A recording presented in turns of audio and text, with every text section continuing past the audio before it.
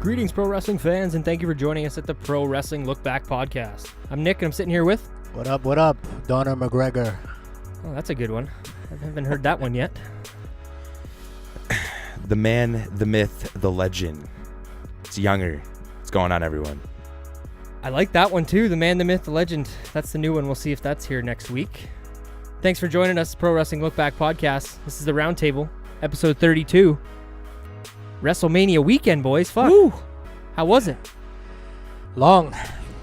Yeah, it was long. Shit. This episode's going to be long, so let me get this out quick, too. If you're not already, follow us on Instagram and Twitter at PWLookBack on both of those. Send us a DM, send us questions, topics, anything for the Roundtable, suggestions for lookbacks, suggestions for, maybe a championship lookback show, Donovan? I don't know. Possibly. Soon. Maybe. I don't know. I'm talking about suggestions. I don't know if you make the decisions on those or not. But, send us an email, prowrestlinglookback@gmail.com. If you don't already, subscribe on iTunes, Spotify, Podbean, YouTube. Well, I mean, one of them. You can do all of them if you want, but, whatever is good for you. Hit the 5 stars. If you like the show, leave us a comment. Head over to... like it. Yeah, definitely. Head over to teespring.com/prowrestlinglookback and get yourself a Pro Wrestling Lookback t-shirt. Hey. And a tank top. Summertime coming up. Yep. Good for the gym. Good for outside, I don't know. Nobody bought the hoodie, so we'll see if anybody gets the tank top. Yeah. It's all good. If you want, follow us on Twitter as well. I'm at Salsa, SCELSA. My Twitter is at JustDon44. Mine's at ZJVY93. And with all the quote-unquote plugs, I guess, out of the way, Mania weekend, boys. Jesus. It was a busy Christ. one. Yeah. I feel like I watched wrestling for 4 or 5 days in a row. I think. Yeah. Well, Friday, Saturday, Sunday, Monday, Tuesday. So 5 days in a row. That's great. It's a full week of watching wrestling every night. Yeah, you went hard in the paint. Yeah, I guess. Well, you guys didn't quite join me on that journey of 5 nights in a row of wrestling. It's quite a bit, and I don't think I missed any of it. I watched all of the shows, even if I dazed a bit here and there during Mania. And G1 was long, too. I have to be honest. And TakeOver was fantastic. It wasn't too long. I was just tired on Friday, so that was... And if I was getting tired during that show, it wasn't because of the length of the show. Mm-hmm. But do you guys have maybe some memorable moments? Maybe? I don't know. Should I hit it? Yeah, maybe. Should I hit it? Give him a little bit of the drop.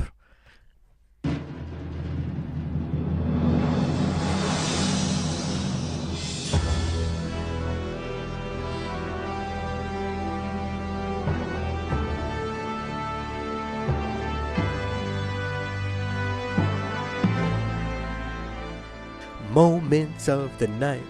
Dun, dun. Moments of the night. Dun, dun, dun. I think that's the first time I've pulled that out on the round table, but I figure it's fitting, and we'll make it moments of the weekend. And if you guys can sing us even better, maybe moments of the weekend. Moments of the weekend. I don't mind that. That works. Maybe we can. Maybe that can be a future thing that we do for the big 4. Yeah, because I'm sticking to 4. Money in the Bank is not a big one. We just had Mania. We can't call it a big one. It's not big. It's not. Anyway, moments of the weekend. Maybe well, you can give me your moment of the weekend at the end. How about you guys maybe give me your match of the weekend? Ooh. Off the top of my head. Are we doing all 3 here? Oh yeah, this is the whole weekend. Just in general. Any wrestling that took place. I mean, fuck, you could give me a match from a little indie show that had 30 people there if you saw it. I really don't. Makes no difference to me. I'm more curious, let the listeners know what we thought stuck out the most to us for this big WrestleMania week. It's our second WrestleMania, boys, as the look back. Yeah. It's pretty crazy. The last one we were just getting the ball rolling. Yeah, we did the hype show and the react show, but, I figured this works better to fit these into the round tables and go from here. We'll talk about everything WrestleMania and all that stuff, but I figure it's a good place to start. So yeah, of course, yeah. Ooh, you can't do this. This is not fair. Putting you guys, I gave you a little bit of prep before we, for sure. I just have more than one, like for sure, of course. Give a couple. I guess my first one would be Will Ospreay versus Jeff Cobb. The both titles were on the line, never open weight championship and the television championship for Ring of Honor. That match was pretty incredible, and that was a match where I came into where I didn't know who was going to win. I really didn't know what was going to happen. Mm-hmm. So it was pretty good for Jeff Cobb to get that win over somebody like Will Ospreay, who's really, really big in this business right now. So good for him, and we'll probably see him soon. We'll probably see him really soon in WWE, I really think. Which one? Jeff Cobb. Yeah? For sure, yeah. Yeah, I enjoyed that match. I was just going to say the differentiating styles between the two of them was cool to see. That's right. Yeah, of course. Yeah. I didn't know, this is totally like not too off topic, but I didn't know, does Jeff Cobb, do you know, like he has a legit wrestling background apparently. Like I wasn't aware of that. I had heard on another show that like he had maybe a wrestling match in the past with Yoel Romero. Yeah, I think I heard that too. Like a little grappling match or something like that, right? Yeah, I did hear something about that. Cool. It's pretty cool how the guy can. He's like almost like a high flyer too. Yeah. It's like the flying Hawaiian or something. I'm pretty sure that's what they call him or something like that, right? So it's pretty cool. Yeah, it was just nice. It was a really good match. They both worked really, really well. Who knows what's going to happen with Ospreay now? I'm going to look into some more information on him because that was pretty crazy how you just dropped that. I'm actually really shocked. So match could have been a little bit longer, but it was overall for the how long it was. I think it was like 12 minutes, 13 minutes. Still a good time. Yeah. It was good. It was really good. Cool. Any others? Or I mean, that seems pretty good. You gave her pretty descriptive with that one anyway. So yeah, that was one of my favorites for sure. Second, actually, you know what? I'm going to move on to NXT here. Well, just give me two that stick out from the whole weekend. Don't necessarily pick one from each show. I'm not trying to. I'm just saying in general. The one for NXT that would pick is probably the tag team match that opened up the show. Yeah. That was bananas. Me and you watched that, and that was pretty great. Did we watch that? No. Oh no, sorry, we didn't watch that. Sorry, I was thinking for a second. I'm like, did we? We might have. There was a lot of wrestling. Sorry, I watched 5 days. I watched it with my brother. Sorry. Yeah, I know it's all good. Fuck. Yeah, we did seriously. But that match was incredible. That match was insane. My match of the takeover for sure. You guys really enjoyed that one. I wasn't as big on it. Really? I didn't not like it. I liked it, but I know you guys were really high on it. No, that was definitely my favorite match of that night. Yeah. During takeover for sure. But yeah, no, two good ones for sure. Yeah. Yep. Fuck yeah. Don, anything stick out there for you from the weekend? Match of the weekend? I really enjoyed the Batista Triple H match over the weekend. Yeah. Give me what I want! Yeah. Kind of have to at this point. He got what he wanted. Just to be clear, like anybody listening, that's not a chirp at Batista. We all love Batista here. Oh, I just think that's fucking hilarious. And who doesn't? Anyway. Yeah, no, I really enjoyed that match. I thought he really... I'm not surprised. Like, he really went balls to the wall. I feel like both of them did for a 50-year-old guy. Like, some of the bumps that he was taking throughout that match, I enjoyed it. I know I've heard from other shows I've listened to over the past few days, some people weren't as big on it, I feel like, but it's interesting. I think it was the length, but we kind of knew that going in. Triple H is going to give himself more time than he needs, especially on a show that's longer than it needs to be. Yeah, I agree with Don Tony. He said that like Batista looked gassed like a little bit. You could tell like after like 6 minutes of going like full tilt for a bit, you could tell he kind of was gassed and whatever. He hasn't really done this in a long time, right? So, yeah. But it was good. It was overall good for two guys, like you said, that are both 50 years old now. They actually had a good amount of time in that match, too, alone. So, yeah, it was good. It was a good choice. Cool good spots, right? Different, like of course, the nose ring and the pliers and cool different things. Forgot about that. Yeah, that was Batista, crazy. that one bump that he took onto the stairs when he fell off of them, that was cool. Yeah, good pick for sure.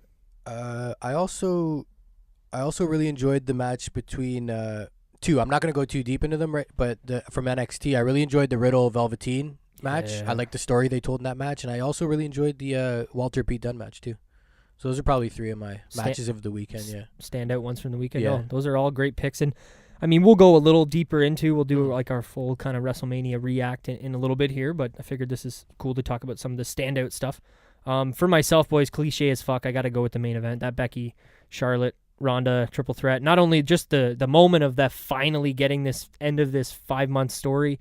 As tired as I was when the match started, with the length of the show, obviously, I was just hyped to see this, and I loved the fact that they didn't look like they had practiced this 50 times. Yeah. It looked like three girls that were just trying to scrap, like just go at each other from different angles, and Charlotte was kind of waiting in the corner at the beginning, waiting for them to finish scrapping it out.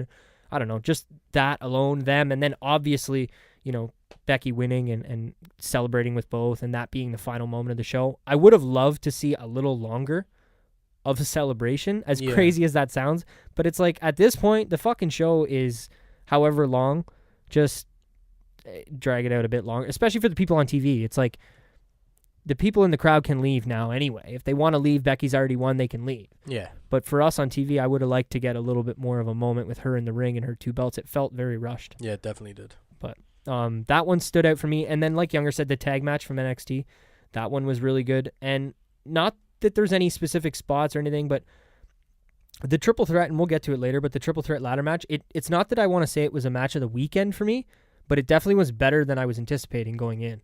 The ROH title. Yeah, okay. Because I wasn't hyped for that at all, and the match turned out to be pretty good. Yeah. So, pretty good, Shout out to pretty good. Yeah, the look back standard. Quote unquote. Yeah. What about this one? Probably be quicker going around the table. What was the show of the weekend?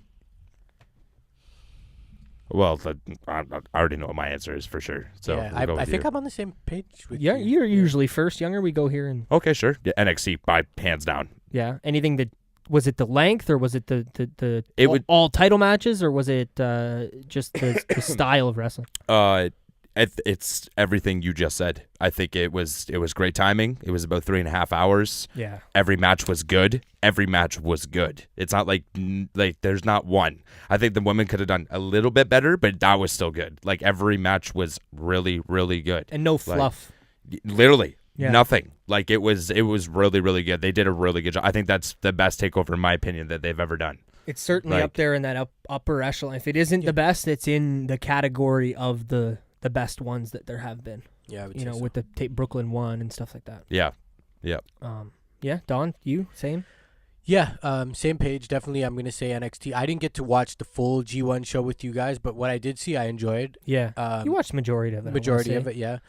I'm going to say NXT, yeah, man. The timing, like Young said, man, I feel like this is a common thread usually. Their shows are always pretty, the matches they live up to the hype. Yeah.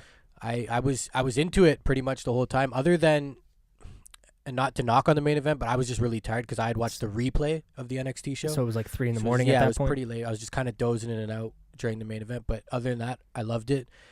I liked it for the time, definitely, because Mania, so long, and even though I didn't pay much attention to the pre-show and all that, consciously this some of the matches, man, even talking to some of the guys who were watching it with us who aren't as deep wrestling fans as us, were saying like, oh, this is a WrestleMania match. Some stuff didn't feel WrestleMania I remember worthy. Tanner saying that. Who's been on the show before. Yeah. He mentioned this kind of feels like an episode of Raw. Yeah. Some of it. And we had big moments. We'll talk about them with for Cena sure. and stuff like that. But no, I definitely feel you. I gonna have to be the mark here, boys, and say WrestleMania just because I'm the Markski and for WWE at least. And I don't know. I just enjoyed the whole show. I enjoy the whole production, not necessarily what happens in the bell to bell. Don't get me wrong. Do I want the show to be shorter?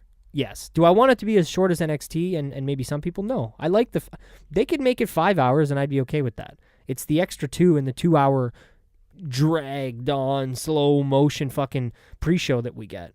That 2 matches happen in 2 hours. You know what I mean? Like that type of shit gets to me. So as a whole, I'll say WrestleMania maybe to be different from you guys and give some difference to the listeners as well. Yeah. But final one from the weekend before we move on. Just a moment of the weekend, like a single moment, like similar to kind of memorable moments of the night, like we talked about. Mine would be John Cena. That's a good fucking pick, man. Yeah, mine would be John Cena. And it's cool how Donovan kind of called it in the beginning. Like, who is this coming out? That was another one of those moments where I felt like I was too not paying attention enough. Yeah. Like I was watching the TV, but I think in my head, it was like, oh, this is nothing. It's just some fucking video. I didn't really think about it. Yeah. And then I listened to an interview the other day. That guy, I don't want to say shutout, but the guy Chris Van Vliet or whatever, the guy who does those interviews with wrestlers on YouTube. Oh, yeah. I don't watch a lot of them. I watched the first one, I think, that he did as of recently with Jericho in the back of the car. And then I thought it was cool at the beginning when it was like, oh, he gets to talk to the odd person. Now it's like he interviews the whole fucking roster, and I don't really care to see everybody. But Cena did one. Yeah. And Cena's the fucking man with the interview. Like, he gave the guy way more time than he asked. And it was just cool, but Cena was talking about his Instagram, and I'm sorry to get off topic from specific of what he did, but he was talking about how he uses his Instagram in a totally different way, how it's just like each picture has no comments, captions or anything like that. He just uses it like an art form where you can take the picture in for whatever you like. And he said, like, yeah, I got one that's like, peeling back the layers of the onion as far as like metaphorical pictures. Yeah. And he's like, oh, I got one tomorrow that's like super deep. And then so I went back and looked at, and he posted a picture of Babe Ruth to like on like Saturday or Friday. So it was like he was laying the, it was one of those things like what's the word? The fucking Easter eggs or laying the chips or layers of fucking, I don't know, chips. What am I talking about? Anyway. Honestly, amazing moment. On Saturday night, I purposely didn't watch that interview just because I was like, I didn't want to think in my head anything about John Cena possibly being there and not being there. So I avoided. Yeah, see, I watched it after. Yeah, that's good. I didn't know it was out until yesterday. But yeah, that was crazy. That was an amazing moment. Crazy. Yeah, it was cool. And he was talking about how, he'll subtly post things. I got a good one. He's like, some things have more meaning than others. But moment of the weekend for Don? It wasn't on Mania or anything, and I don't even know if it was a moment of the weekend, but it's something I want to talk a little bit about. It was an interview I'd watched Saturday night with Ariel Helwani and Becky Lynch on ESPN. You told me about this. It was like 30 plus minutes, and I fucking loved it. This was great. It was just really in depth. She was talking about her career and the build into Mania, and is it worth me going back and watching? Oh, definitely. Like even after post-Mania? Yeah, for sure. Okay, anybody listening too, if you haven't seen it, definitely go check it out. I was gonna say then, let the listeners know. As far as YouTube, like just UFC era. Yeah, I would Becky just look Lynch. up you'll find it for sure. When Kurt Angle had his last moments, man, in the ring, I really zoned in and took it in for what it was. Just appreciating, thinking back to all the favorite Kurt Angle moments. I kind of recorded a little piece on my phone. I was just taking it in for what it was. Because I've said to you, I think off pod before, now with guys like Triple H and even the Jeff Hardys, guys like this. There's only a few left. I really try and enjoy every piece that I get from them, whether it's a match on a Raw or a pay-per-view, because you never know, right? Oh, absolutely. Could just be, these guys are to the tail end, right? So I really try and embrace and take in those moments. Well, yeah, eventually we're going to get to the point where Dolph Ziggler's coming back as a legacy star, right? Yeah, exactly. And it's not Jeff Hardy and Triple H and these guys from the Attitude Era. It's the guys from, the early 2000s. We get, whoever it may be, Snitsky or something like that. I don't know. He already came out on Raw. oh, shit. Yeah, we'll get to that later. I swear that Vince doesn't have any influence in my picks tonight, boys, but I'm going to have to say moment of the weekend for me was seeing Roman Reigns beat no, I'm just kidding. It was Becky Lynch winning both titles in the main event of WrestleMania, putting both titles in the air. Her fucking gear was incredible. Her lioness fucking mane that she had by the end of the match with her hair and the way they had done her hair for the match. I mean, we'll talk about it in a little bit more about the match, but just the entrance and everything, it was awesome. And the moment, obviously, of her at the end with both titles. Again, cliche as fuck, but that, and then here, you know what, I'll get it in now, Younger. Shout out ROH. Kelly Klein winning the ROH, or what is it, WOH, I guess, or is it an ROH women's title, or is it the WOH title? WOH title. Okay, so the WOH title, that's weird. I don't like that they do that. But don't you think? Woman of Honor champion? I just think it just sounds weird. Yeah, it kind of does. It sounds like a separate promotion. They're not the women. WOH. Yeah, it's not the WWE, the World Wrestling Women's Entertainment. Yeah. But her winning the women's title at MSG and being able to celebrate and have that moment. I had no idea when they showed the kind of tail of the tape or whatever it was for that match that she had been in the business since 2006. I thought that was really cool. So another cool moment. Would I rather have had Tenille there in ROH winning that belt at MSG? Fuck yeah. But I don't know, obviously, what happened with contract stuff there. Hopefully she pops up somewhere else in the future. But with all that... I'm surprised you guys didn't mention with Charlotte coming down from that fucking helicopter. I was thinking about it. What the hell honestly. was that? It was kind of cool. It reminded me of, not that I watched back then, but something like a Ric Flair would do. I feel like he did that. No, it was dope. I loved it. Back in the day. I thought it was cool. Yeah. I loved the fact that they didn't do that and then her entrance, because like I said to you guys, that was one thing where I felt like I was alert that night, because fucking shout out Canada and legal, is they consciously didn't have her walk in outside the ring and then have her entrance music hit as if she's right there behind the stage. They at least made it look like she had enough time to walk all the way there, and you know what I mean? With the Joan Jett performance, which was cool as well. So. Yeah, because that's exactly what I thought. I thought she was kind of like coming to the ring. Like when they showed the camera and they did the 360, and then showed the backside. I'm like, is that her like walking to the ring? Oh, okay, it's just her walking to the building. Thank God. Yeah. I was like, because I said the exact same thing. Because if they would have done that, it would have been next scene is her walking down the ramp. Exactly. Whoa, okay, she's not a teleporter, so what the fuck? But good fucking weekend. I mean, we can dive right into the Mania stuff. I figure I'll get my quick little one in here first if I can find the old sound effect. I don't know. Where is it, boys? I'm having some struggles. While you get that going, was that so on the helicopter thing? Like, yeah. Was that was it pre-taped? Oh, definitely. Yeah, but it was nighttime, so but it had to. I didn't think it was, but I don't know. Maybe Meaning what? Like you thought that was live? Well, yeah, just because the amount of time, like it did. It's not like it couldn't. I still think it would have been a stretch. Like she would have been running to get in. Yeah, There was that performance. No, didn't it take like? it was how still many minutes just was that? Rhonda's performance. I don't think like Joan Jett did a concert. It No, was just, but what, like a 5 minute maybe, or less? Was it less than that? It felt long to me. I don't know. Maybe I'm just being a fan. I to me it was just an entrance. Yeah. It was no longer than her regular entrance. Maybe a little bit longer because it's a longer ramp and it's Mania, but I don't know. Yeah.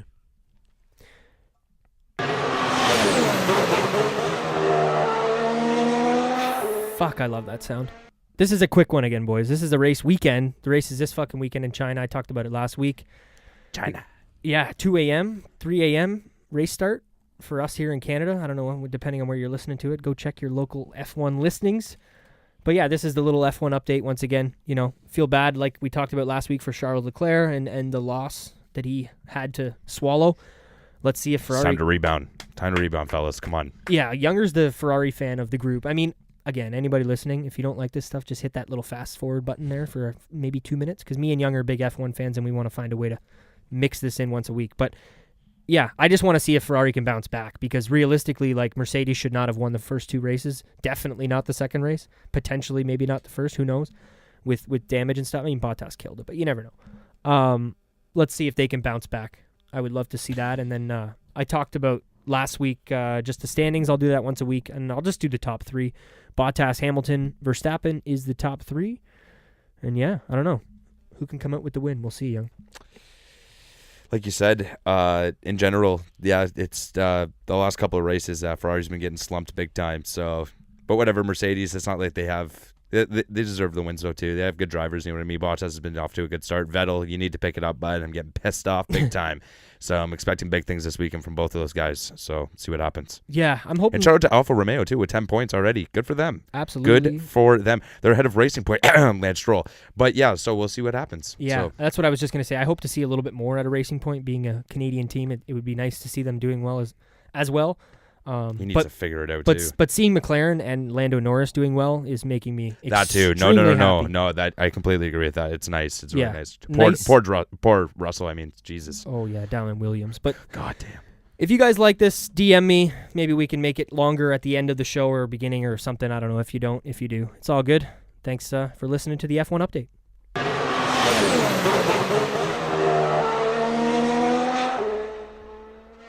Alrighty, boys. I think we should dive into a little bit more than we were at the beginning of the show there before the F1 update. Just WrestleMania. Should we start at the top and work our way down? Let's do it. Let's do it.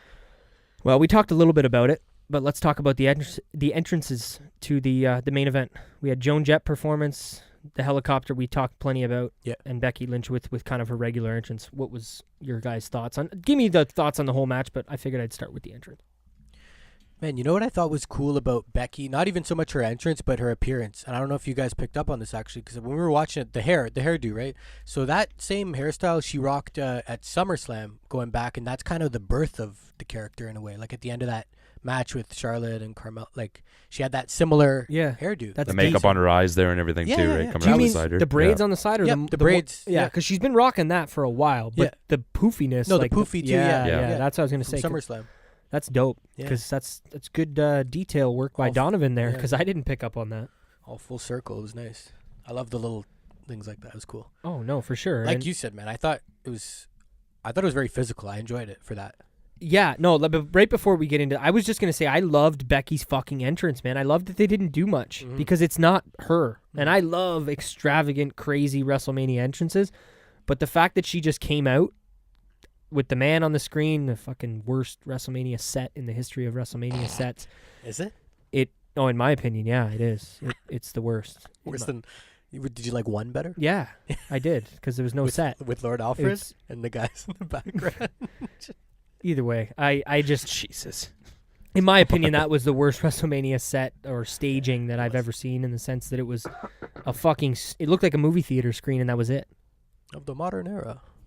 But anyway, yeah, I just love that her entrance was just her walking down and not having any fluff or, Yeah. It made a lot of sense. Shout out to the pyro, too. Yeah, everybody getting some pyro. Yeah. I like that they always do it in the ring now, too. I think Roman Reigns, not to go off topic, got more pyro than, Kofi Kingston did winning the championship. But did he? Oh, he got more in his entrance than I think anybody else got all night. Oh, really? Yeah. And I pick up on these little things that with Roman. Yeah. At this point, he's the chosen one, right? So you have to. Oh my. That he is. You were the chosen one. That's my favorite, Young. Thank you. Gets me every single time. I love it. I hope there's some Star Wars fans out there that listen to the show that love these little. Oh, there definitely is. Oh, let's hope. But anyway, yeah, the match, it was physical as fuck, and it looked like the three of them were legitimately fighting each other. Yeah. How do we feel about the pin, though? The finish? And the way that the pin went down. Yeah, the finish, yeah. Not a fan. But, you mean not a fan from... Sorry to cut you off, Young. Not a fan, what they chose to do, or not a fan, do you think it got a little wonky in the end there? It was wonky. It was underwhelming. I was watching the match, and I was like, whoa, okay. Well, even me. Shit, she won. Yeah, I looked at you. I'm like... It was one of those things where I was watching... when you're looking at the TV, yeah, but then you don't realize what just happened. Yeah, yeah, it was, I don't know, strange. And then shoulders. I don't know. They haven't shown it again on TV. I heard they had no idea what the final part of the match was going to be until 10 minutes until the match started. That's what I got told. My cousin John. 10 shout minutes out to John Marshall. Before the match started? Right before. Yeah. I heard that that's rumors or whatever going around? Yeah. Oh, okay. That's a big thing right now. But yeah, I agree with you said. It was very wonky. What the hell was that?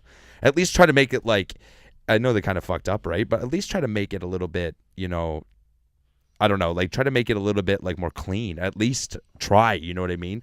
Her back wasn't even fully on the mat. I agree with Kevin Castle said. Kevin Castle is her shoulders were not down. It was very, very. I was like, wow, they're actually gonna end it like this. So I was like, interesting, but you can't just say it's gonna end like this because they knew obviously what they were gonna be, what the final was gonna be, and who was gonna be in the position of getting pinned or whatever was gonna be, right? So, but oof, a little rough. On the upside though, I like the fact that Becky pinned Ronda. You know what I mean? Just because they sold the whole story and going into it. I like how they did that sequence where Charlotte was tossed out and it came down to them and she got the win over Ronda. And I flash forward a little bit. I feel like they can use this to take another positive. I feel like they can use this, and I'm calling a SummerSlam match with these two, man. I think that's gonna go down. Yeah. 1-on-1. And I also gave back some negative feedback about when I said I just wanted to see Becky and Ronda. I agree with Don Tony said. I think it was really good to have Charlotte in this match. I just think that for those two alone, especially in a big event like that, maybe it's just nice to help out those two, and Charlotte has that experience, you know what I mean? So it did show a lot too, and it actually caught me. I was like, actually, this is really good. It was actually pretty good that they actually added her in here. Mm-hmm. So it was nice. It was nice to see that. Yeah, sorry, boys. I was trying to get the time too. 21 minutes, 30 seconds. Oh, nice. That's good. Event. So it was a little bit longer than really I good. thought it was. But yeah, just to finish, I was saying that I noticed and I heard a lot through Wade and everything that it just wasn't shown on TV. They blacked. You know that thing where they kind of they'll show the pin and then it goes black and you can hear it. 1, 2, 3, and then you see the celebration. Interesting. I definitely don't think that that's exactly how they intended it to be, because they haven't brought up that fact at all. With Becky, you know what I mean, Ronda, but with Ronda coming back and saying, "Oh, you didn't pin me properly," or maybe they're waiting on that down the line. You know what I mean? That's what you're saying for SummerSlam. I don't know, but I think maybe they did show that when you're saying they did do the 1, 2, 3 because they'll know guys like us will criticize something like that when we watch that. If they show it, especially, and then don't acknowledge it. Exactly. Yeah, that's a great point. That's probably what happened, to be honest. But yeah, I don't know. Happy I talked about at least my cliche picks with the memorable moments and stuff like that. But Becky winning and celebrating with the fans and getting both titles. Becky, the man. Mm-hmm. Final thoughts? I don't know. I guess we can talk quick about Raw, SmackDown, what she did. Yeah. She just came out for promos and basically had, talked about winning both belts. It was funny. I was watching Raw and I was wondering why she was wearing one and lifting one. I'm like, why is that's kind of weird? You'd think she would just lift both. I don't know, again, nitpicking. But then I watched SmackDown, and she did the reverse. So she was raising the SmackDown title and wearing the Raw title, and then on Raw she was raising the Raw title and wearing. So I was like, I like that little touch. I don't know. She obviously did that on purpose. But yeah, she had Lacey Evans come out and kind of one-punch her with a bit of a no-sell on Monday, and then last night on SmackDown, we're recording Wednesday for anybody listening, and kind of sold that one a lot more because she took it from behind more of like a sucker punch. But how do we feel about Lacey Evans, rookie, never having a match on Monday Night Raw, being the first challenger for the man, Becky Lynch? Well, I guess we saw her a little bit too in the Royal Rumble, right? Yep. She was the number 2, right? If I'm not mistaken, coming to the Rumble, she was number 2. I think She was, yeah, against Charlotte, right? Was Charlotte one? No, but they they definitely had a moment against. But it was other. really nice. Yeah, it was really nice. But anyways, I guess we'll see how she does. I guess they're gonna have this little feud. They might fight into Money in the Bank. That's just my opinion. But it's nice. I think it's. I don't know. I think I was expecting a little bit more from this Raw just in general, period, though, because it's like I already seen this build up with Lacey Evans. We see her walking down to the ring doing this model pose and then turn around, waving, act like a lady, and then get the hell out of there. Don't you like it better than nothing, though? Like, I'm happy that yes and no. She did the same thing she always did and then did something at the end. Like, it's not like... It's not like they just left it where... Why did she walk down to the ring like that so many weeks? It's like, okay, why did she? I'm curious too, but at least she did that exact same thing, and you thought she was going to leave, but then she cracked Becky. So that was all right. You know what I mean? But, yeah, I think we'll see what goes forward from here. We got many round tables to come before the next pay-per-view. Yeah. I like the freshness of it. Becky having someone new and fresh, maybe that she's gonna feud with. Totally. I'm so curious between all the Becky, Seth, Kofi, all of them to see where they go. Oh yeah, here. we'll talk about each of them. I just mean as far as title runs concerned and stuff like that. Because with Becky, for me, like I've probably voiced my opinion on the show enough. I'm not the biggest Becky fan. I love her like mic work and her character that she's developed, but I've never been wooed by her in the ring yet. So like now with the Becky title run, I hope that she has a good run maybe, or whatever the hell they're gonna do. I'm curious to see her matchups in the future, and maybe it's something fresh. Maybe it'll be good work, these two. I don't know. We'll see where it goes. Right? No, it's definitely cool to see them. They're different. The characters, her being the lady and the man, it definitely makes sense to see the I don't know what the word is, but the two of them go at it. I was thinking in my head too before that Raw. I was like, I wonder who could she potentially feud with coming next? Like I'm like I just didn't someone who didn't come to my mind at all. So it's cool. I like that. Totally. I hope like it doesn't that. We'll talk about it down the line. I'm just kind of thinking I hope that it's not bad on Lacey in the sense that she loses her first feud to the champ. If I was a woman on the roster, I'd be saying, why does she get a shot? What? Because she walks out to the ring and punches the champ? I'll do that. But yeah. Anyway, 4 minutes and 5 seconds. Finn Balor, Bobby Lashley for the the Intercontinental Champion. I'm gonna go in order of the show and the way it was. Like we'll go backwards from the main event down. So yeah, 4 minutes and 5 seconds. How long do we think this match was supposed to be? They definitely. How long was it? 4 minutes. 4 minutes and 5 seconds for the IC title in the co-main event of the night. Well, you know what I mean when I say co-main event. I mean, the match is only going to go longer if it's Finn Balor, but if it's going to be short, it's got to be the Demon, because when he's the Demon, he's a whole new different person. He's just the man. Well, yeah. Should we get into what I talked to you about on the phone this week, Don? Because you give your thoughts on that as well. Yeah, I hate this shit, bro. Like, to me, I said this to Donovan this week, and maybe you can bounce off a little bit more here, but they're talking about him beating Bobby Lashley. And the way I look at it now is he didn't fucking beat anyone. The Demon beat Bobby Lashley. The Demon does this. When we watch the Avengers, do we talk about Bruce Banner beating up the bad guys? No. No, we don't. We talk about the Hulk. Exactly. So exactly. I just... When it seems weird when Finn Balor comes out with the title, the guy with the leather jacket that we all know, and they're like, Finn Balor defeated Bobby Lashley, and I'm looking at it like, no, he didn't. That guy right there with the leather jacket and the IC belt, he didn't beat anybody. He fucking can't beat anybody, apparently. And he has to be I mean, like, again, I say this every fucking week. This isn't Finn making these choices, but the way he's been portrayed is no, the guy, the man, Finn Balor doesn't beat people. The demon beats people, and the way that they frame it bugs me. But I think this match got cut short, obviously, because we were at what time was it at this point? Like 11:30, 11:40. I know the women's match didn't start till 12 something, so it was late. Yeah. But I don't know. I think this was underwhelming to see Finn win the title. I said that going in. We kind of anticipated it happening, and it's not climactic. Like he was the champ a month ago, so it's not like there's just been this long chase for the babyface to finally overcome Bobby Lashley. It could have been that way, but you never know. Nice contacts too. I actually didn't mind the contacts. Something different. Yeah, there's no justification of wearing them. Like, why does he have them? Yeah. But did they look cool? Yes. Yeah. On this Demon Balor topic. Yeah, go. I said it during Mania, man. I just hate, like, I wish they would do something more with this guy, man, and like, I know you can't do, like, it's a lot of work to get all the paint done every Raw and shit or SmackDown, whatever the fuck. But I think he should just give me a break. That ain't no fucking excuse. No. It takes longer to do Alexa Bliss and all those bitches' hair. That's not true at all. I've heard that he sits there for hours. Like, when he gets the full fucking thing done, it takes a long time for them to do that shit. For sure. I just mean, like, but I'm just saying, like, in my opinion, that doesn't. Well, no, there's no need to do it on a Monday Night Raw. Like, I don't want to see him necessarily as the Demon every week, you know. But I think he should do it the NXT style and bring it out at every pay-per-view. For sure. Because, man, I think this shit's money. Like, I'm going to talk about this after when we talk about Mania as a whole, but the larger-than-life stars, man, like, there's just not guys that or girls that are really that. There's not many of them.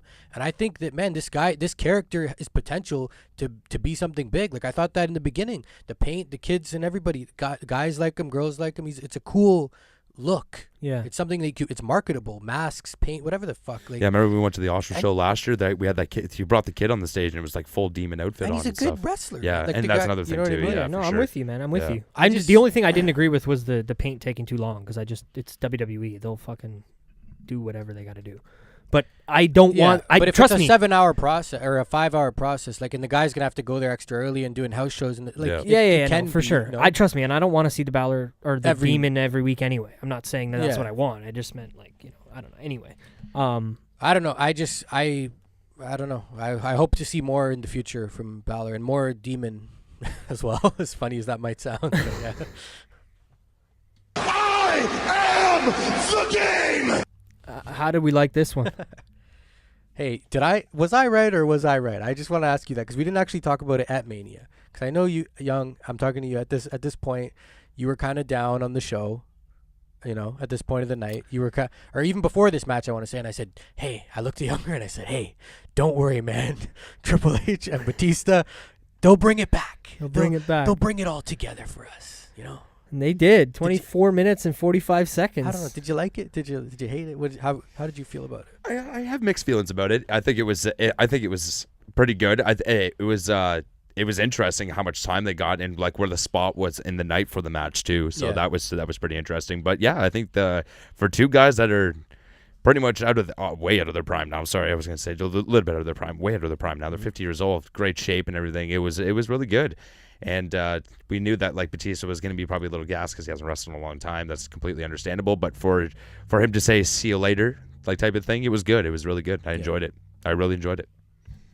Yeah, I'm with you. I don't have too much to say about it, but, like, that's I thought it was good. It was really good. Yeah, no, I don't have a whole lot to say other than the fact I enjoyed for what it was. Yeah, you know exactly. What I mean? I liked seeing the completion of this story. I like seeing, you know, we all kind of assumed Triple H was going to go over and finally get his win over Batista and the culmination of Batista's career. It was kind of, you know, surreal for me to see, you know, because I watched his first big mate. I watched him win the championship for his first time, and that was my first time watching wrestling. And as far as Mania goes, and to see him in his final match, it was cool to see the kind of full circle. Even though I missed some of that middle frame, you know, and he's been gone since I got back into it. It was still nice to see. I think some of the spots, maybe if I watch it back, they might be different. I think in the moment it wasn't my favorite, like the nose ring and some of that stuff. But again, maybe if I go back and watch that stuff again in the context of the single match rather than the whole night again, it was long. It's hard to pick out some of this stuff because of the length of the show. Yeah. But yeah, I thought it was pretty good. Yeah, I was definitely into this one the most out of all the matches throughout the night. Like, Yeah. I was just too. You're most excited for this as well. Yeah, man. I was invested. I think a lot of it has to do with that. I don't know. Maybe if I grew up watching these guys, the star power thing that I talked about, two of my more favorite wrestlers, I would say. I was like totally into it. I bought into the false finishes. I was standing up. I was enjoying the match from bell to bell. Yeah. And I thought, yeah, I like this ending for Batista's career. Totally. It makes Totally sense. makes It sense. works for his story that he's had, especially with coming in and evolution and all that stuff. Again, I talked about it many times, but this match was too long. It definitely needed to be shortened, but it was something I could have predicted going in, knowing it was Triple H and it was going to be, no rules. Yeah. No holds barred, or however you want to say it. But yeah, overall, good. And I think that's it. We're not going to see any follow-up to this or anything like that. It's finished here. Yeah. Were you going to say something? Sorry. No, What do we got next? I just was going to say I didn't mind the time, but that was, I think I'm in the few of people who probably liked it. I hear from other fans and stuff that people really weren't too into this one, but I don't know. Well, teach his own. Fuck them. Yeah.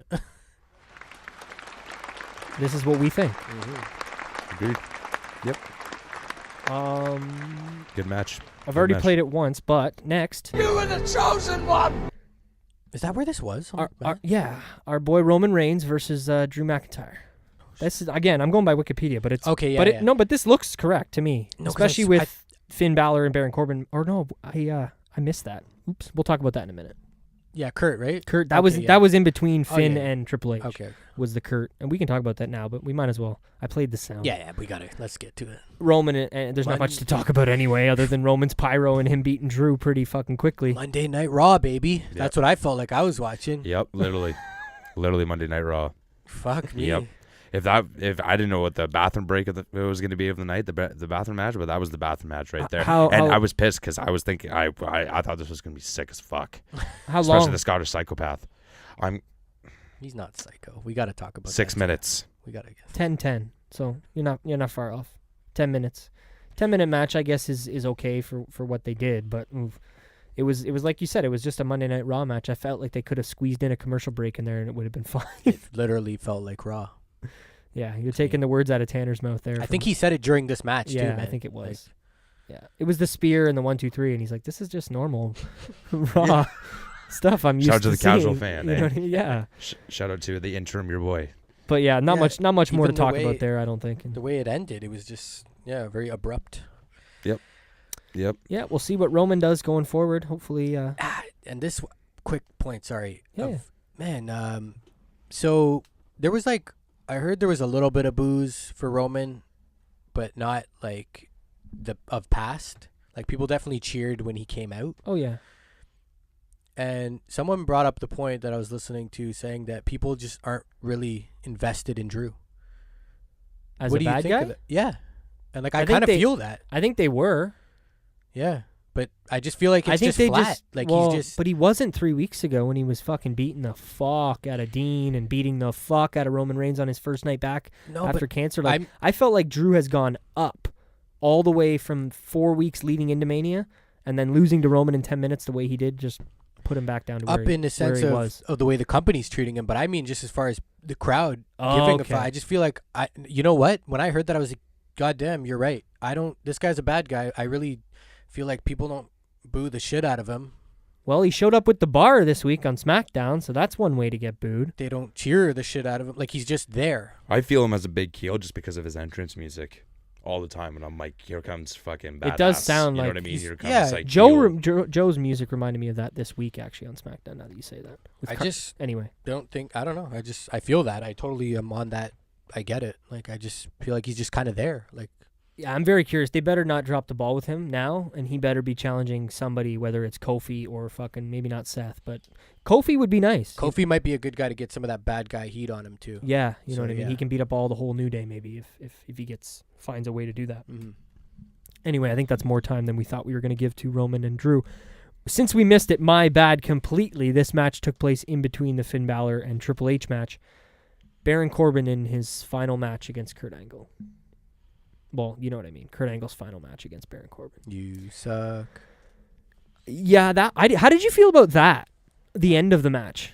where he loses and he just kind of stands up and says the "you suck" thing, and then walks. He's like, "Yeah, this is exactly what I wanted," and then he leaves. And I was like, I didn't like how he said that. He was like something about how he goes, the two words that basically made my wrestling career or whatever the hell it was, and it was "you suck," and it's like, don't know how I feel about that one. That's just doesn't it not feel weird? It's like, I know, like, yeah, no, it does. And I love Kurt is right?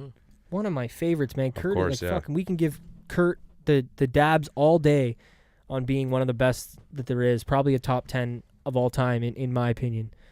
But it honestly, and I don't want to spend too long on this either, but give me with an honest, if you think you can give me an honest answer on this, would you have rather, like, let's go back to Kurt Angle making his Hall of Fame and getting inducted. Would you have rather that not happen? Let's say Kurt Angle goes in this year. He never came back. He was never general manager, nothing. He just went in the Hall of Fame as Kurt Angle, headliner. Would you prefer that? More than the match? I mean everything. GM, everything that we got since he's come back to WWE. Would you rather have just him come back and go in the Hall of Fame and then we can close a bow and wrap up his career where it ended in 2006 as far as WWE goes? Or would you rather maybe one match? Or I don't know. When I look back on this chunk of time and him coming back and you think it was too long? I just think it wasn't done correctly. Yeah. I know exactly what you're saying. But I'm not like I don't know how to book matches and shows. I'm just to play devil's advocate. I'm just saying it wasn't. But let's say then we never get the Ronda Rousey tag match. Yeah. So then, just saying, like, I'm not saying that's the saving grace of this comeback, because I'm with you. I feel what you're saying totally. But, I hear you. Then let's rule that out. To we me, never got that. Then, right? Yeah. I can see that. Like, to me, he was quote unquote. I know he was a real athlete too, and so was Ronda. But to me, he was always shoehorned into that match. That was Rock's spot. Yeah. So I'm more okay with it only because of that. You know what I mean? That's it. Just because when I think of that match, he's the one guy. If I had to pluck somebody out of that match, it's not Triple H, it's not Steph. It's Kurt. Yeah. So from that standpoint, yeah.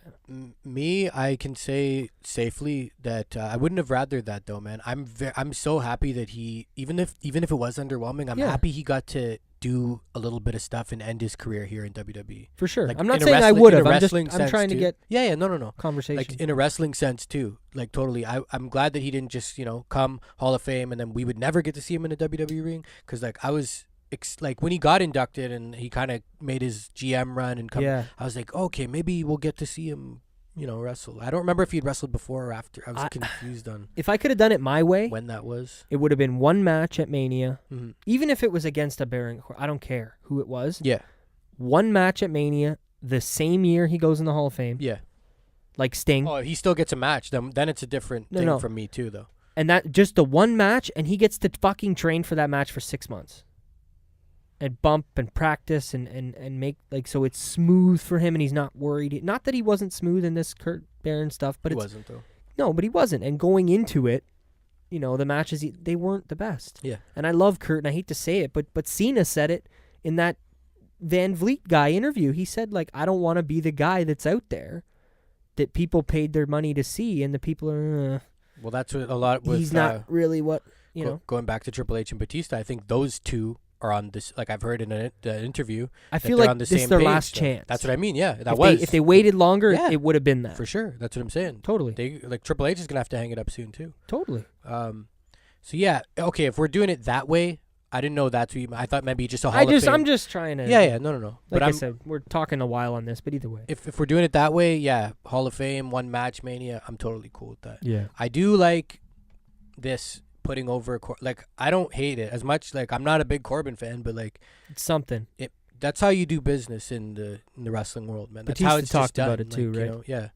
In his interview this week, that was Check. I've said it many times on the show, but if nobody's ever checked out Lillian Garcia's podcast and you just want insight on like cool shit that you might not hear on every other show, check it out. And did because I didn't catch all of it, just bits and pieces. Was Corbin on Raw or SmackDown? Did he pop up at all or no? He did. He got beat up by Kurt quickly on Raw, and then we got Lars Sullivan coming out and beating up Kurt Angle, which I mean, I guess we can talk about it quickly, but I don't know. I'd rather just move on with the Mania stuff. No. Shout out to Lars. I want to see fucking Corbin run with this shit though. Use it to your advantage, man. Talk about it. Heal it up. I retired Kurt Angle. Use it. Let's see where Baron Corbin is in a year, and we'll see if they use this fucking for something. Yeah. You know, I'm very curious because if they do nothing with this, then it's all on you, WWE. It's all on you. Mm-hmm. Yeah. You gave him a win over Kurt fucking Angle at WrestleMania, and you want to give him something. I don't care if he's a bad guy. That's what he's going to be. Let him be that. But do something. Yeah. Exactly. Use that. Yeah. You know? Instead of a fucking Applebee's waiter. Yeah. Give him some new fucking Please tell give him him to gear. give Please, me yeah. a Stars and Stripes singlet for all I give a fuck on Baron Corbin, and he can say, "Oh, I took it from him. Yeah. He was leaving, and I took it from his suitcase." I don't care. Whatever. But Samoa Joe, Rey Mysterio, 1 minute. Joe talking about how he beat Rey Mysterio in less than 60 seconds on SmackDown this week. Oh, you brought that up, eh? Oh, yeah. Nice. Oh, yeah. Good. How do we feel? Uh, Because we got to move forward. We're 50 minutes in. honestly, I'm not surprised. Ray's hurt, Yeah. so we all know about the ankle / leg / whatever the fuck it is. So I'm not surprised. I'm upset that we didn't get to see Dominic, but obviously everything got changed around. Yeah. Yeah, I I'm not would've- surprised about everything though. I would have like moved this around and put it earlier than if like, they knew all this going, and I would have just done it, got it out of the way a lot earlier. I guess I understand the point of putting it there. Maybe It's people the buffer took a between piss or something. But Kofi and the big dog. Yeah. You know? But yeah, that's pretty much it. Joe came out. I'll talk about it really quickly. Carmella and R-Truth were in the ring, talking about the champions that have won, and then Joe's music kind of hit out of nowhere. And that was what I was saying to you earlier, Younger, about the scary music. Is this week was the first time like I heard his music playing, and like Carmella, you could tell she was like scared, and then R-Truth was gonna kind of protect her, and I don't know, it just made a lot of sense. I liked it. Yep. I guess this is one of the bigger ones. Kofi Kingston, Daniel fucking Bryan, man. Kofi Mania. Kofi Mania. I should have got a fucking soundbite for that one. 23 minutes, 45 seconds. Nice. How do we feel? I enjoyed it, man. I can, as much as I didn't talk about it in matches of my favorite parts of the weekend and things like that, definitely it was still early enough in the night that I was fully tuned in to this match, fully invested, I can say. Especially, I guess, because of the storyline and the characters, too. So This was the 10th match of the night. Yeah. I'm just I don't know, in a match, in a card full of 17 matches. Wild. I felt like before this 16. match, though, I didn't see anything that really, that wooed me, to tell you the truth, other than the Shane spot. Yeah, I Yeah. guess that's true. I wasn't wooed yet. So, like, I think this match, I was sitting and I was, like, enjoying it. Sitting up, enjoying it. No, I totally agree. I love that he won with the Trouble in Paradise. Yeah. It's kind of reminiscent to Daniel Bryan's kick and win and Mhm. stuff like that. And I don't know. I don't mind those moves where they're kind of like the Shinsuke, the Kinshasa, Mhm. and just the running across. There's a few people that do that kind of stuff. But I don't know. I don't have much to say other than I was happy to see this moment for Kofi. Holy fuck. Like, how crazy is it how different the WWE picture could have been? You know what I mean? We could have had babyface Kevin Owens winning the WWE. Not that I would prefer that. I'm just saying, like, or fuck Mustafa Ali for all I know. Yeah. Like, if he doesn't get injured in that match, maybe he's in there, and then maybe he gets the same crowd backing that Kofi got. I don't know. It's cool to see how different it can be, and that if it becomes something like this, if the monster becomes this large, then WWE will go forward and do what should and needs to be done. Or at least they did in this case. Yeah. It's about fucking time, too, that they put the WWE title on a fucking black guy. Yeah, Seriously. he It's said about it. fucking time. He said it. So, yeah, I said it. Yeah. It's about fucking time, man. I was shocked that, you know, He said it. yeah. No, seriously, because I feel like they're not bringing it up enough. I feel Yeah. like they don't want to bring it up because Yeah. if you bring it up, then it's like, wait, what? Well, You know what I mean? Like, if they post that on their Instagram, first, black WWE champion, then people are going to be like, well, I didn't know that. What do you mean? yeah. Yeah, you could tell by Shad from Crime Time and MVP there that were sitting in the bar. They were Oh, yeah. crying. Did you see that video, Don? I meant to ask you Yeah. that. I Oh, didn't which really mean to ask you it on air, but did you see the video of them crying? No. They Yeah. got really. They watched this match from like a bar in New York. It looked like or something. They Shad was bawling. Like Yeah. it was. They It was both. nice. I didn't realize that's who that Yeah. was. I recognize MVP, but I didn't know the other guy. I know the other guy from Crime Time. Like, if it was the shorter one, I would have recognized him, but not the taller one. It's crazy that it is Kofi, too, though, to me. It's still very surreal. It in a is sense. fitting though. Yeah, Because but if you told time. me like in 2011 Forget or whatever when I started 2011, bro. watching wrestling, 6 months ago. like that this guy, he will be, WWE. I don't know. Oh, okay. If you would have told me that 6 months ago, I would have said you're fucking mental. Yeah. Because now I would have said more back then because maybe who knows where his career could go. Yeah, I guess. It's like at this point it's like he's a New Day third member, like probably maybe not the third of the three, but you know what I mean? Yeah. Like, the tag team one, Big E would be the guy. But no, I'm happy for Kofi, man. Fucking Yeah. nothing but applause from the Pro Wrestling LookBack as far as Kofi Kingston is concerned. And R.I.P. to my boy Daniel Bryan's title reign because I'm very sad about that as well. Yeah, and rest in peace to that stupid belt too. I don't give a shit. That thing was a piece of garbage. Yeah, put that in the garbage. I loved See it, ya. and I was so mixed and / torn on what they did at Mania because part of me wanted to see Kofi celebrate with that belt just to shove it in Daniel Bryan's face like I fucking took it. But then I loved the fact that they had that other one there and the box, like you said, the present box with, like you said that night with the T-shirts in it and stuff. So that was cool. Mm-hmm. Good on Kofi. Good on Kofi. We love you, Kofi. Yeah, we do. Mm-hmm. Moving on, unless you guys want to talk about, I don't know, he had a match on SmackDown. It was more just celebrations this week. Yeah. I mean, we'll talk about what him and Seth did when we get to Seth. Yeah. Because it's at the end of the show Okay, anyway, so it kind of makes more sense. The next one, I was fucking excited, boys. And I don't have a sound effect. I wish I did. I can pretend. Iconic? Jesus. No? Silence. I don't have a cricket sound effect either, boys. Sorry. Not from us. I was ecstatic. And it was more because if you had to give me a percentage on what I thought they had going into this match, it would have been under 30. As far as if I thought they were going to win.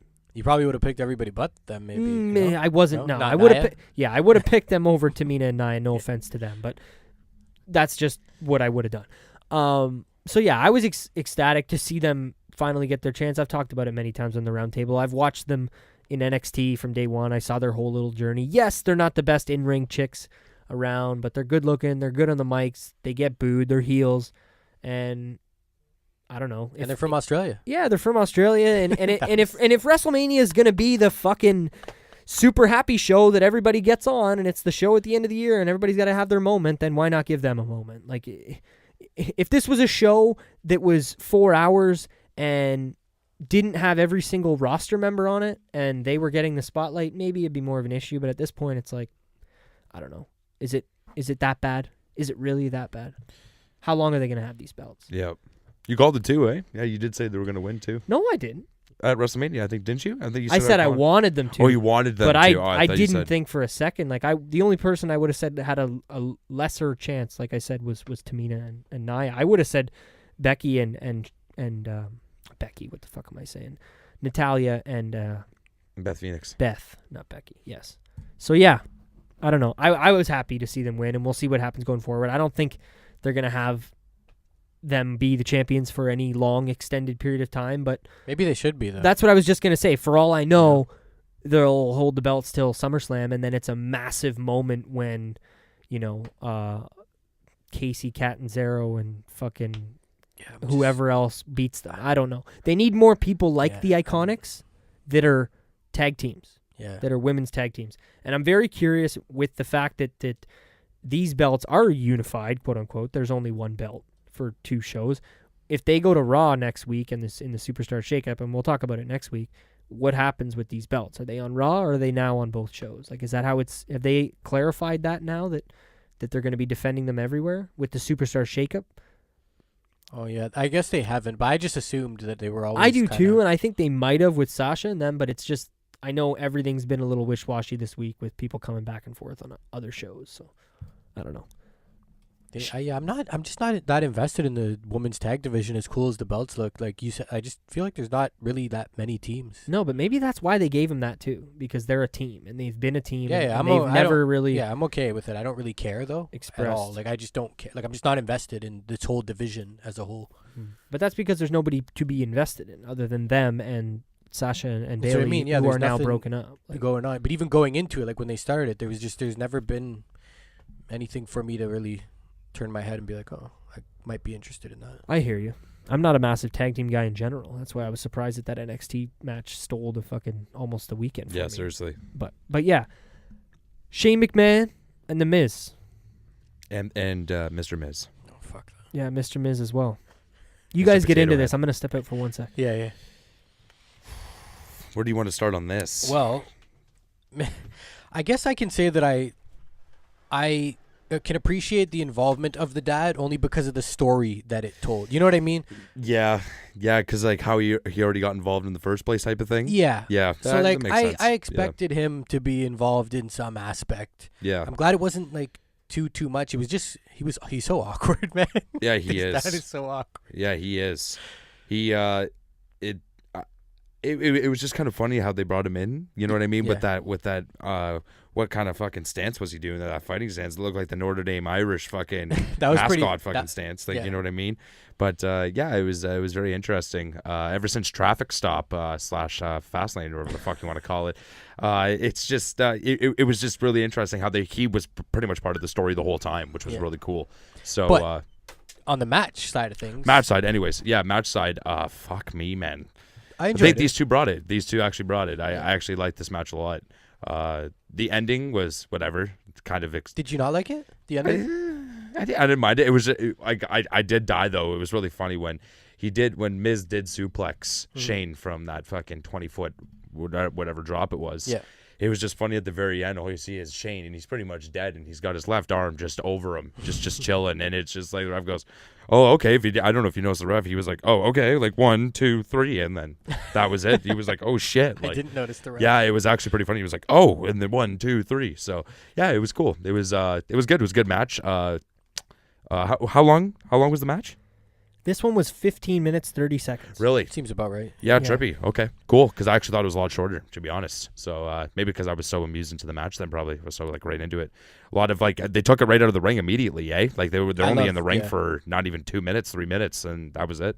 They went all over too, no? Yeah, they did backstage.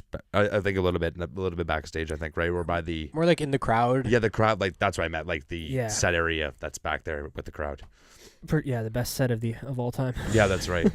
Yeah. But yeah, in that area, I missed the beginning of what you guys said, but I like the dad stuff. I heard you mention that right before I stepped out for a second. But the stuff with his dad jumping in the ring and punching Miz, and Miz bringing it up this week on SmackDown, and he kind of had a black eye. He's like, "Oh, you see this right here?" He's like, "This is from Mr. Miz, or the potato face, big potato face man, or whatever." So I thought the match did exactly what it needed to do. Yeah. What were you gonna say? Sorry. Was Shane around at all On Raw, SmackDown? yeah, that's what I was saying. SmackDown. He came out on SmackDown and he had the trophy and everything. He did the Oh, Shane. yeah.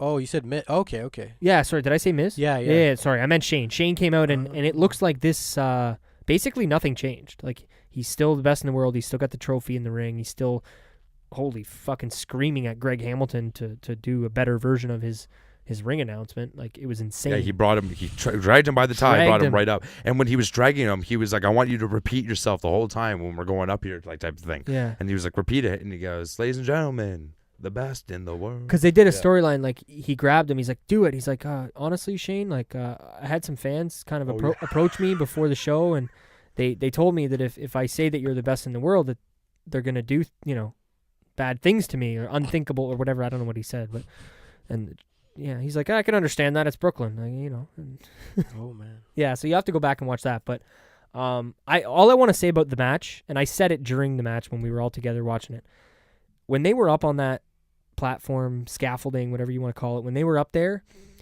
and Shane was quote unquote pleading for his life, like when he was down on his knees and his hands were in the air, I said it to all of you guys. I'm like, this is like a fucking movie. Yeah. I'm like, this is literally the movie, and then this is the end of the movie where they're on the top of the building. And the bad guy, he's done shit. He's, quote, he killed your dad. No, obviously not, but in the wrestling story, you know what I mean? He hurt your family. He did this. He betrayed you. He was your friend. And now you've got him here and he's pleading for his life. It just, I don't know. To me, this is storytelling. This is pro wrestling. This is why when somebody asks me why I watch pro wrestling, I ask them why they watch TV. It's just storytelling. At the end, whether you pick up a fucking book, you listen to an audiobook, podcast, whatever it is, and it's a story, it's all the same. It's just a story being told to you with a hero, or a villain or whatever the case may be. I think that's when you have to bring in You Are the Chosen One on that one. Well, definitely.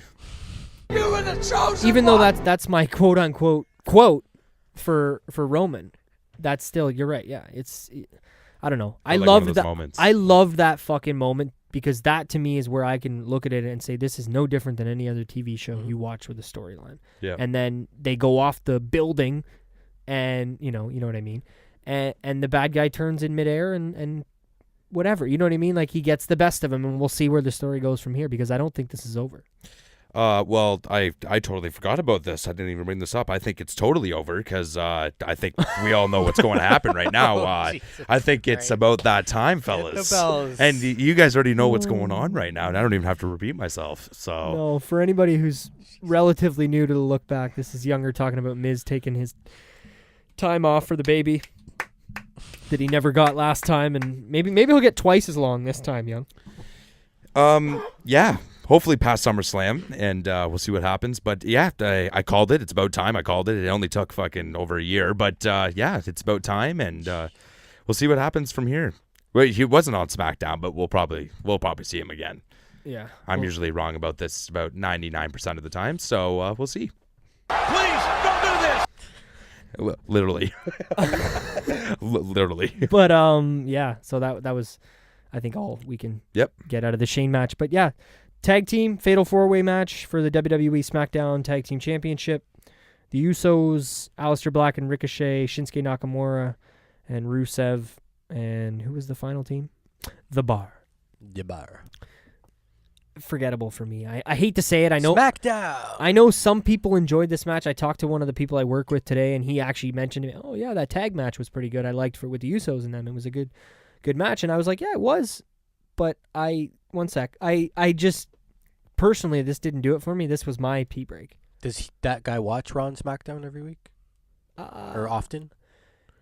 That's why. Not every single week. No, but his, and I'm not his even son saying is a every big week, I'm Bullet just Club saying. fan. Remember I told you he had the picture with the work and stuff. So yeah, I think he watches it with his son when they. So that might have been a treat for them, because to us, Well, I his don't son know, does, but I don't know how much. felt like a SmackDown match again to me.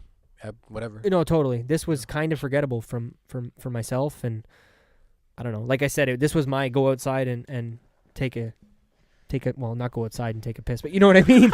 Go outside and have a vape or have a smoke or whatever you do outside, and go to the washroom and get back in time. Because I hate to say it, because these are all good wrestlers, and fucking Shinsuke is probably my favorite wrestler, but look at the difference. You know, in the words of Biggie, I watched the fucking WrestleMania entrance for Shinsuke last year, and I got goosebumps. And like I said, in the words of Biggie, shit done change. Because fuck me, I got goosebumps watching that Shinsuke entrance last year with the guitar and the girl. Like, I literally did. I looked at my arm, I'm like, wow, there they are.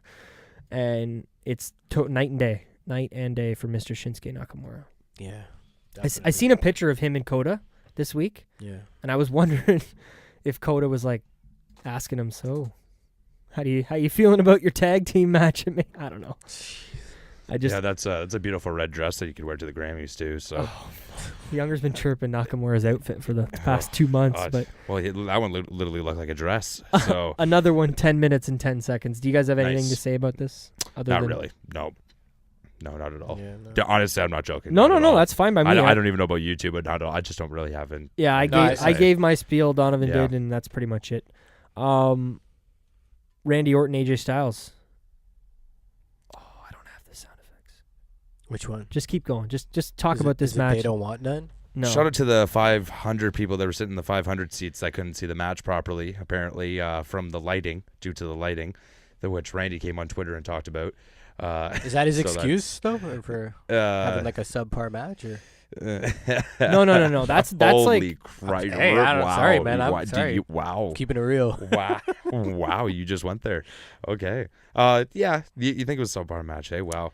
I think it was here's the deal. I would rather see that match at WrestleMania than like on a SmackDown or something. I hear you. Do you get what I'm saying? Is this how we feel about the match, boys? Because this is how I felt when I heard all the stuff that happened. But not watching This is the fans, right? No? Sorry to cut you off, Young. I just... Oh, it's beautiful. With what happened to Randy and the fans and Randy posting the picture, I figured there's no better time to... Excuses. Yeah, I don't buy it, Don. I got to be honest with you, man. What? That it's an excuse.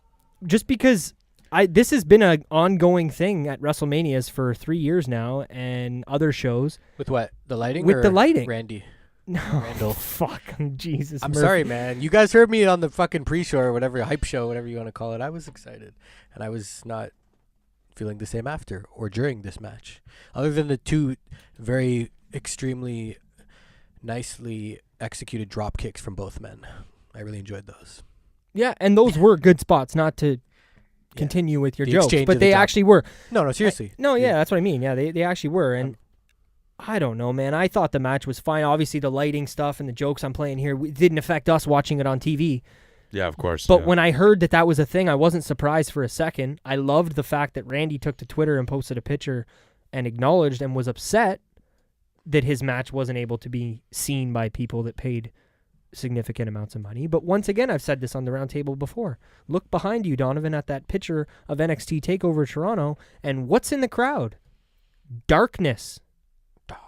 Which, that's what should be there. Because we're not here to see the fans. We're here to see the wrestlers. But WWE treats the fans in the crowd as props for us, people watching on TV. And that's an unfortunate. I heard that next year might actually take place on like a pirate ship. Like the Mania itself. It might be like a cruise. Like, you know how Jericho did the cruise? Like, they might do a pirate I heard ship. that they're going to do a moat around the ring. Oh, that would be good. Like Bash at the Beach. Maybe we could get Scott Hall and Kevin Nash drunk at ringside too. Yeah, Younger maybe. Younger's looking at us like, what is show this am true? I? Like, No, I'm talking. We're just talking about Pirate Mania next year. Anything can happen in the WWE. No, seriously, you guys caught me there for a second because like I can literally see that happening. So like that's fucked. But that, yeah, on a cruise ship that'd be cool. Actually, that'd be really cool. Jericho did it best, so I think they should do it like that. That'd be fucking sweet. You get two of them, just combine them together. There you go. So that's a big party right there in Tampa Bay. Fuck yeah. But yeah, overall, the match for AJ and Randy, I guess, kind of forgettable. But at the same time, I said you guys inside, I thought it was a good 3.5 star. A Randy Orton match. I don't think AJ brought Randy up much, but I don't think Randy brought AJ down much either. Not to say AJ isn't a consistent. I just think they kind of met in the middle. I didn't feel the chemistry between the two either, honestly. No, I didn't but it feel was... it. And not just to put it all on Randy and say that he phones it in or whatever. Because I feel like Did they get a lot of time? action? No. I don't mean... The match itself was 16 minutes and 20 seconds, so quite a bit longer than I thought it was. Mm-hmm. I mean, leading into Mania, I feel like we didn't get a lot of pull-aparts or a lot of like little things that may help chemistry. I don't know if that kind of stuff helps chemistry. I just... You know what I mean? It was a lot of interviews backstage. As far as the mics, I like the build with the promos and the talking back and forth, smack talk. But maybe there was too much. That's what I'm saying. Maybe there was too much talking, not enough physical. Yeah, I don't know. Some people blend well and some don't. I just didn't feel it at all with them, like chemistry was. Totally. And at the finish, I didn't like the ending. Like, I don't know. I'm not super Styles big clash? on the Phenomenal Forearm to begin with. I look at it as like I get it. An elbow to the I get it. If Roman's winning fucking WrestleMania main events with a Superman punch, I'm sorry. I get it, but like it's fine. At least he's I don't know. I would have preferred the Styles clash. Oh, so did I. Mike D, shout out Mike D. He texted me that. He's like, because he was watching Mania later. Like I think he watched it Monday, and he kind of said, "I'm surprised no Styles clash." Yeah. On so that was weird. Mm-hmm. Nice drop kicks though, guys. Seriously, I enjoyed those two drop kicks. Randy has an amazing drop kick. Always has. Oh, Randy Orton's drop kick? Sorry, I was reading something. Randy Orton's drop kick is one of the best ever, in my opinion. Yeah. The height that he gets on it is absolutely incredible. Mm-hmm. How about the way that the show started with Seth Rollins and Brock Lesnar? We might as well move right into that, unless there's anything else. No, that's a good one. Paul Heyman and his whole little spiel at the beginning. Yeah, give me your thoughts on it, because I got to look something up here really quick for the show, but... I liked it. I thought it made a lot of sense for him in the Brock Lesnar character, whether this was true or it was all in story, that Paul Heyman would say, hey, if we're not the fucking main event of the show, then we want to get the fuck out of here. So let's do this. Let's do it now. let's get it over with. Like, that to me all made perfect sense. Young, I know you weren't as on it. I just thought it was really trippy having both titles before 10 o'clock at night. Yeah, that got to you the night of too. Yeah, that really kind of cheesed me. I don't know. It's just that I guess I'm just not used to it. You know what I mean? I'd rather if you have a championship like I said, like during that whole fucking spiel that I was having, and I just wanted you're representing each brand. So like I kind of want to see that towards the end. I understand the women, no problem, but put those towards the end. Like, you know what I mean? That's what I'm used to. That's what I want to see. You're representing each brand. But to be honest, it's something that you totally unexpected. Like, I can't believe they actually came out. I remember when Paul came out and then when he said Brock Lesnar, I'm like, yeah, right. I'm like, it's probably just going to be nothing. You know what I mean? And no, his fucking ass came right to the ring. And then Rollins came down after. And I was like, okay, they're actually going to do this. And like before even Rollins got into the ring, right? You know what I mean? They started going at it. And we were saying on our prediction show that it was everything that I predicted. I think like it was an average match because it was something that I think that we've all seen for a while. And if you didn't see it coming, then I don't know what you're watching, because we all know that this guy was going back to MMA at some point. You know what I mean? Didn't know how long it was going to be. It sounds like it's going to be in August now, I'm hearing. Hey. So if that happens, that'd be crazy. I was holding on to the win for Brock, but yeah. Yeah, exactly. It was very interesting just how they did everything. It was just of course, the match didn't even start. Brock beat his fucking ass for fucking 6 minutes or whatever it was.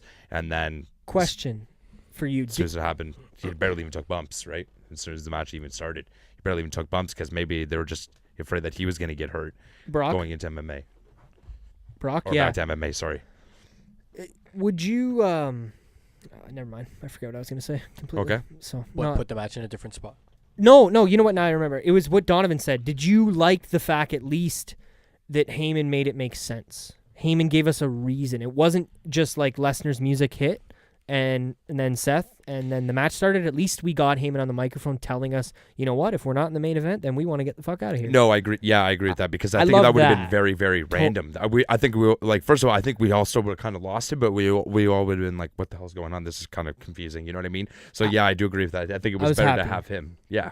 It made it significantly better because I could see them doing that again. I could see them doing something like that and not telling us, similar to the Charlotte entrance and that taking the extra thought process there. But, you know, I don't know. Cool. I'm getting a little sounds here, boys. Hopefully you can't hear that. As far as the match, though, like to me, it was what it was. I guess that's kind of what I expected, you know, all in all. That's all you expected out of him? Yeah, I wasn't expecting like a fucking, you know, Kurt Angle, Brock Lesnar 03 kind of. But you weren't expecting a Brock Lesnar, Daniel Bryan Survivor Series, Brock Lesnar, AJ Styles Survivor Series, Brock Lesnar, Finn Balor, Royal Rumble, like these types of matches, like that they talked about leading in. Not exactly. I mean, like no. I don't want to put you on the spot. I just think everything was very. We've seen him have good matches with guys like that, Seth style, in the last 2 years. Yeah, but those were more on the like they tried to reminisce that in him beating him up so much at the beginning, I guess, because like in those matches, if I look back, it was very dominant Brock in the beginning, and then the other guy would find a spot and kind of turn it around. So I see where they tried to incorporate that, but I don't think they wanted different to story tell the same story again or similar. You know what I'm saying? Totally. Kinda? Yeah. I think it kind of sucks for Seth that not sucks, but you're probably not going to do that twice in your career. Win the Rumble, go to Mania, win the title. I mean, who knows? Maybe, but it kind of sucks that it was him in the opener, especially because he opened WrestleMania last year, and he talks about the fact that he's opened and closed Mania. I've seen him do interviews. You know, I've opened Mania and now I've closed Mania, or vice versa. I've closed Mania, now I've opened it with the Intercontinental title match last year. Yeah. So it kind of sucks from that point. I mean, I'm sure he's okay with it from what we know now that. He's probably dating Becky Lynch. I'm sure he was fine with his girlfriend getting that spot instead. But looking back or looking forward, I guess whatever we look back here. But you know, I think he'll wish that it was a different scenario. But at the same time, you can't really look back and be disappointed on winning the Rumble and winning the title at Mania. Yeah. Who cares where the match was? And like we talked about, I like that they justified why it was in that spot. But yeah, that's everything from the main card, aside from possibly, you know, one of the biggest moments of the night. Because I figure we talked about it in in Younger's memorable moments, but fuck. Word life. Little known fact is one of my favorite WWE themes. The all-time favorite? No, one of. One of? Yeah, it's up there. That might have to be a roundtable topic one day. We should just rank our favorite theme songs on an episode of the roundtable. Yeah, that'd be sick. I'm down for that. You know what? I'm totally down for that. Yeah. I picture Donovan as more of a, I could picture him at home listening to Sexy Boy. I think that's his alarm clock in the morning. Did you not hear that? That's what it was. Yeah, that's what that. Yeah. Mine's Scotty Two Hotties. That's a good one. Yeah, that's a good theme. That was the shit. I just wake up to Chris Masters' theme song, and then I stretch and pose in front of a mirror. And Jesus, pretty much you got the morning wood going on too while the music's playing too. Hey, take off the fucking robe immediately. Just. We might have to get into that show soon. I'm talking I'm down for that. weeks. Next couple weeks, yeah. we could do that on the roundtable. Stay tuned. I have some Pretending ideas that you're taking somebody for in the master roundtable lock. topics like that as well. But yes, quickly, John Cena. We talked about it at the beginning of the show a little bit, but how fucking awesome was this? I think all three of us were standing up. It was right? really funny because we had all the casual fans here at Nick's house. Yep. Yeah. And when it happened, all three of us stood up, and somebody, I think it was Tanner, he goes, "Wow, you guys are really into this." We're like, "Yeah, we are It's our actually." fucking childhood, man. Yeah. So fuck yourself. All right. This is the John Cena that we all remember. All right, your boy. Okay. Yeah, I don't know. There's not much else to say other than thank you, John. Thank you for That was doing awesome. something. You know what I mean? Whether you were supposed to fight Lars 3 months ago, I don't care. This is better. Then probably that would have been. Yeah, probably. And I'm happy that this is what we got. Whether we get fucking more of it in the future, Snitzy's cousin. probably not. I found it weird. He did an interview backstage at WWE.com thing in his gear, and he's like, "I feel weird talking normal, dressed like this." And he was kind of saying I look like an idiot kind of thing, implying that it's outdated as fuck. But I don't care. It's pro wrestling. Yo. You could come back with that gear and be a wrestling character. Who said that? Cena said that? Yeah. Who gives a shit? Bro, that's what made you in the No, first. That's exactly. what made me like you. I think all three of us in the room could say that. Bring that Don back. looks like he's bro, let firing me at the loose. bit. Let me Bring it back, you mean? Is that why you're getting all fired up? I feel like this guy looks more ridiculous coming in a fucking orange tee and the little cap and his usual salute fucking shit. That Nick said, man, that's a character. That I look at as more of a character. They both are at this point, but I know what you're saying. Not Ice Baby, how they used to trash him when he first came out, the white rapper. No, this is it's a character. Yeah. Been so long, we all loved it. Yeah, I agree with that. Yeah. I'm actually it's funny you said you didn't listen to that interview. Which one? The I don't want to say his name. Oh. Again. The guy who does the interview, Van Vliet, Chris Van Vliet. Okay, you happy? Yeah. Fred Van Vliet's brother from the Raptors. Oh, sure. Geez. That's a lie. But go. He talked about how back in the day, when he was doing the character, because he talked a decent amount about the Thugonomics thing. I feel like you might have picked up on it if you watched that interview. And he wasn't being. It's not like he wasn't giving it away. He was still being subtle, but still. He talked how the wrestlers would look down on him because he wasn't one of those guys putting his elbows on the ring before the show, these are the people that are here. Oh, this guy's here, and we're all watching people wrestle, and we're around the ring. He was up in the bleachers fucking writing punchlines, just over and trying to come up with punchlines and shit. And he's like, no, I was working. So I don't know. I kind of mixed that in with telling a cool story, and as well as it's cool that you didn't watch that interview because I feel like you might have picked up on the fact that he was talking so much about the Thugonomics character. Yeah. But yeah, I don't know what else to say other than thank you, John. If I had a sound effect, thank you, John, I would play it, but I don't. I think that's we didn't play it at the beginning either, but that's the whole card wrapped up. We can blow through the pre-show very quickly if you guys want. It doesn't matter. I don't think it matters. Carmella and Braun Strowman win the Battle Royals. Let's group that as one. Yeah. Yep. What do we think? Carmella kind of means nothing, eh? Yeah, you already won the title. I think you already won the title in the last year. You've already done a bunch of shit. I want to see someone new. I want to see someone else win that and maybe get a push too if they did win that. Yeah, I would have loved to see a Sonya or a Mandy or somebody like that, or maybe Sonya even for a sure. fucking Io Shirai or a Kairi Sane or somebody come up from NXT. It's like, oh wow, this person. But then again, who knows? The trophy, fallopian tube trophy, means nothing. Yeah. So. Jesus. And Braun Strowman wins. Colin Joyce, Michael Che bullshit thing match. I don't know. Yeah, Braun was in good shape, you know? Is that his new look? Maybe without the singlet underneath the pants or whatever the fuck he usually does? Like, Yeah, I'm trying to think what he looked like on SmackDown now, because I didn't really pick up on the fact that his gear was different at Mania. yeah. I got to be honest, like, if pushed the right way, this guy could be easily one of my favorite wrestlers, if not my favorite wrestler. Yeah. If they pushed him the right way. Because I'm into larger-than-life characters. And it's what I talked about last week, where when you weigh 140 pounds and you're fast, it doesn't... So what? Good for you. Braun Strowman moving fast, that intrigues me, these types of things. So if done the right way, this guy could be something. He was on his way there earlier in mid-2018. But hopefully, we probably know it's not the case, but hopefully winning this trophy does something. Yeah. We talked about him a lot too, guys, in 2018. A lot of like Yeah. where we actually thought where he was going to be today. Especially like, right now, I thought for sure he would have had at least one of the belts around his waist. At least like one of the top ones, Universal or WWE Championship at this point now. Especially after the build. Well, just after the build up, what happened with them. Obviously, we've had more storylines since then, obviously, of course, and they've been running along with a lot of storylines since Royal Rumble. So, but it's just very surprising what they've done, and I'm very surprised of how he's acted.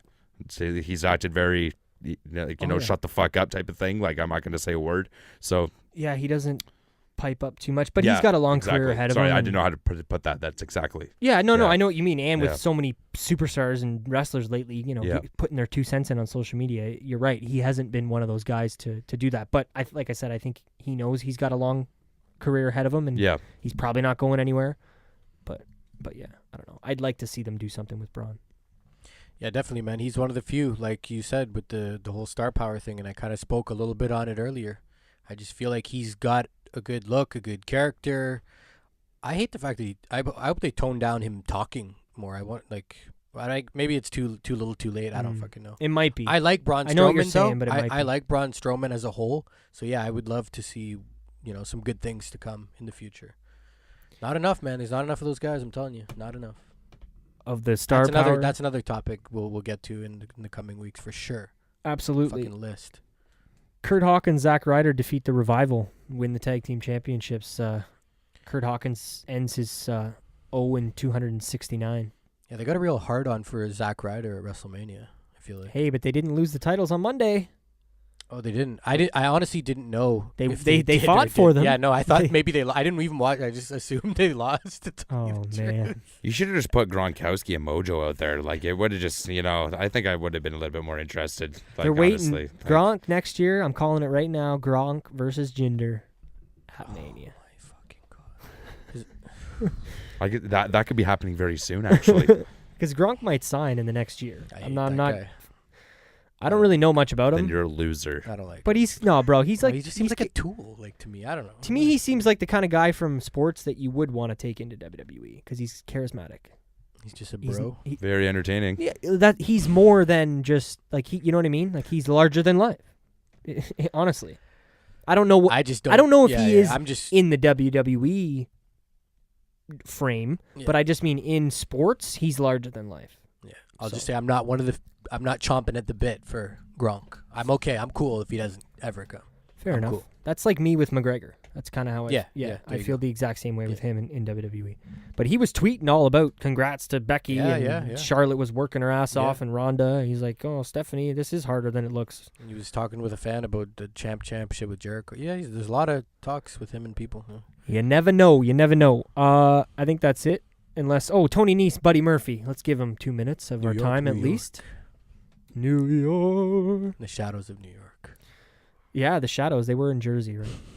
So apparently I didn't pick up on it, but apparently they consistently reminded us of that throughout the show. Oh, yeah. The fact that it was... in the Shadows of New York. That New Jersey... They love to call it like just that. They don't really... Which I don't know if that's because we're not from the area. Maybe if you guys are listening, 20 by 20 or Armchair or Deadass, any of the people in the greater New York area, let us know if that's more of a degrading term. I don't know what you would say, but to me it makes sense. It's like talking about Mississauga. You say it's in the shadows of Toronto or whatever, Oakville or whatever fucking town or city is on the outskirts of Toronto. I guess that's the comparison there. Or Hamilton's in the shadows of Toronto. I could see how if you live in Hamilton. Well, I think it was Taz who was kind of not Oh, so you down with listened to it. that? Yeah. I didn't listen to that. Fuck. I didn't listen to it because I had already watched Raw and SmackDown, so I don't know. Yeah. Either way, doesn't matter. Amazing show. That's it, boys. That's all of them. Tony. Well, we didn't talk about it. You just talked about the Shadows of New York. Tony. Oh, yeah, sorry. Tony Nese wins Well, I the was just- cruiserweight title from your boy, buddy. Yeah. I was talking about the fact of the New York guys, the Jersey guys, like the Kurt and Ryder and Tony Nese all being from the same. I had no idea Tony Nese was from New York, but Yeah. I'm not like if you look at him, he looks like a guy who's from New York. To be honest, he looks like an Italian kind of, And I'm Italian, so I can say that. Fuck you. But he does. I don't even know if he is Italian. He might not even be Italian. I just mean he has that look. Yeah, I was surprised he won, to tell you the truth. I think we all were. Yeah. Even though it was so early in the night, I think you were playing a little DBZ at the time. I wasn't tuned in as fully, but Yeah. Yeah, it looks like they're going to go around the roster now on cruiserweight, the cruiserweight side. Everyone's going to get a chance at that thing now. Not even a chance. Everyone's going to win that thing. everyone gets a trophy. Isn't Yeah. it kind of fucked, though? And I don't know what show I heard this on because I can't take credit for it, but isn't it kind of fucked that, like, once you lose it, it's like, oh, now you're getting called up? Like, it's like NXT in a weird way, like, that you're kind of getting called back up to Raw. Like, I totally can see Buddy Murphy coming to Raw. Cedric, he didn't go anywhere. No, you're right. He just kind of floundering. That's very true. You know? He's a good wrestler, too. Like, I don't get some Remember of this the shit. please I don't sign know, Cedric man. shit, man? Yeah, Jesus. Who would have known? But yeah, I don't know. It seems odd to me. Like, I wouldn't be surprised one bit if we see Buddy Murphy show up on Raw and attack. Shaking up? Is he going to Maybe. shake? I would love this is so random, but I would love a Buddy Murphy Samoa Joe feud. That would be sweet for the U.S. belt. Maybe. I don't know. Yeah, when you call Buddy Murphy too, get fucking Alexa Bliss with him. Yeah, I think that's a money right? idea. So both heels now, Yeah. right? So that'd be awesome.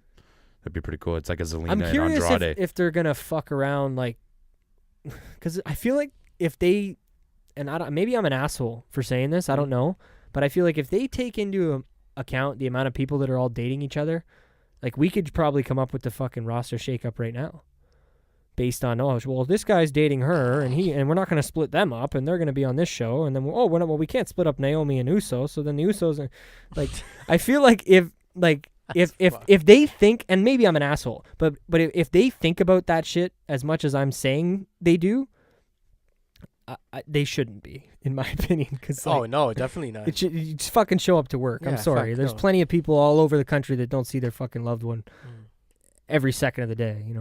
I don't know. Maybe I'm wrong. No, I hear you. No, I definitely hear you on that. That shouldn't be a reason. No, and I know they're taking it definitely into hear you. account somewhat, but I feel like now there's so many people that are dating. It's like it would be tough to make the decisions because of how many people there are now seeing each other. Fuck them. Yeah. Well, that's it for Mania, boys. The Showcase of the Immortals.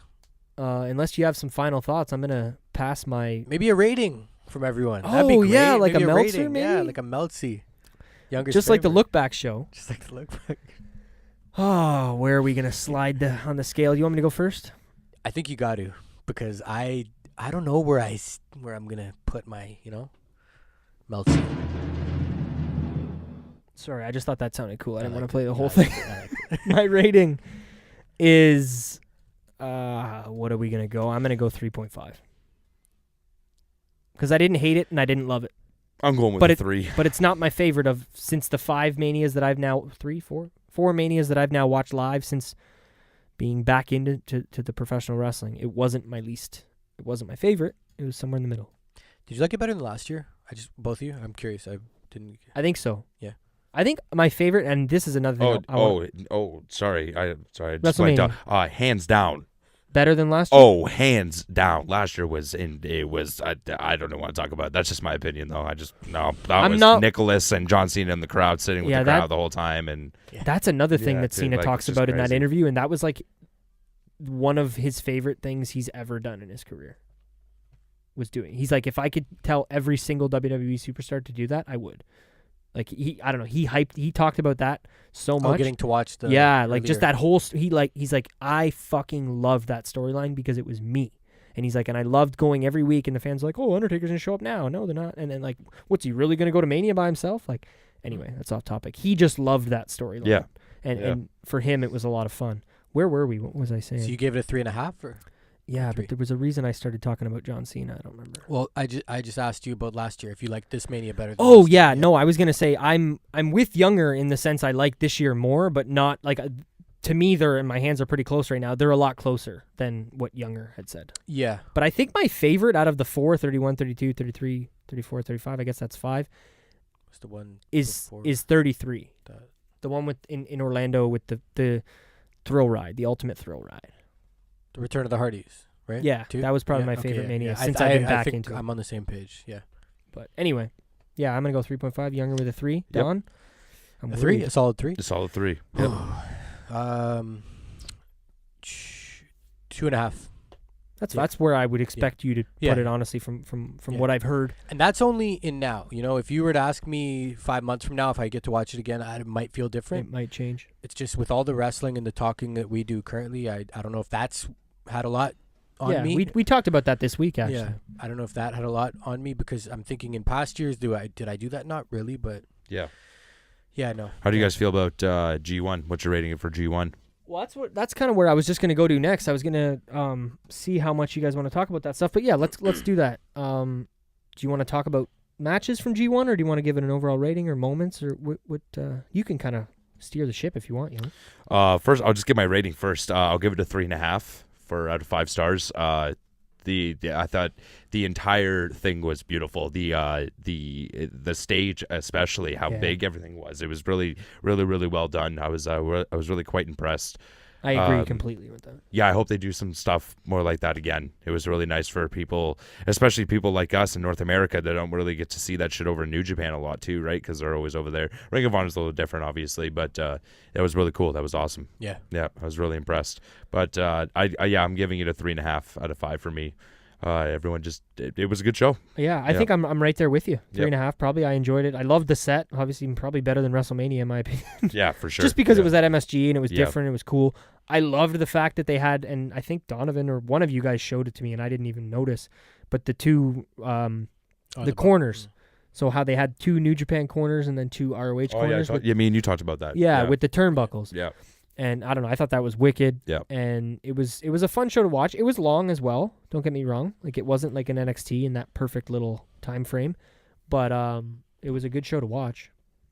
I don't know if you guys. It's up to you guys. I don't know how deep. We're an hour 37 in. I don't know what you guys want to go from here. Well, I didn't get to see the entire show, so I'm not going to give a rating system on it. But I can say going into it that I definitely would have thought Naito and Kota would have been my favorite match. But I really like Jay White and Okada. That was my favorite match of the night for sure. I definitely agree with both of those statements. In the sense that I thought Okada, or that I thought Kota Ibushi Naito would be my favorite, and Jay White Okada was.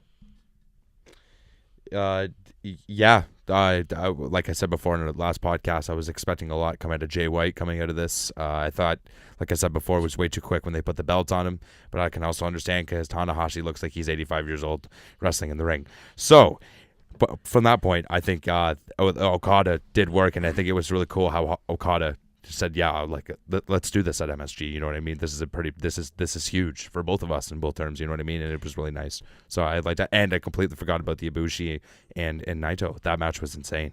The match was really, really impressive, especially when this is pretty much we know Japan's all about strong style, like hard style, all that type of stuff, right? Too. So this is Ibushi's pretty much first match coming back. We're gonna put you about 20 minutes into the ring, 25 minutes. Let's go. You know what I mean? So yeah, really impressed.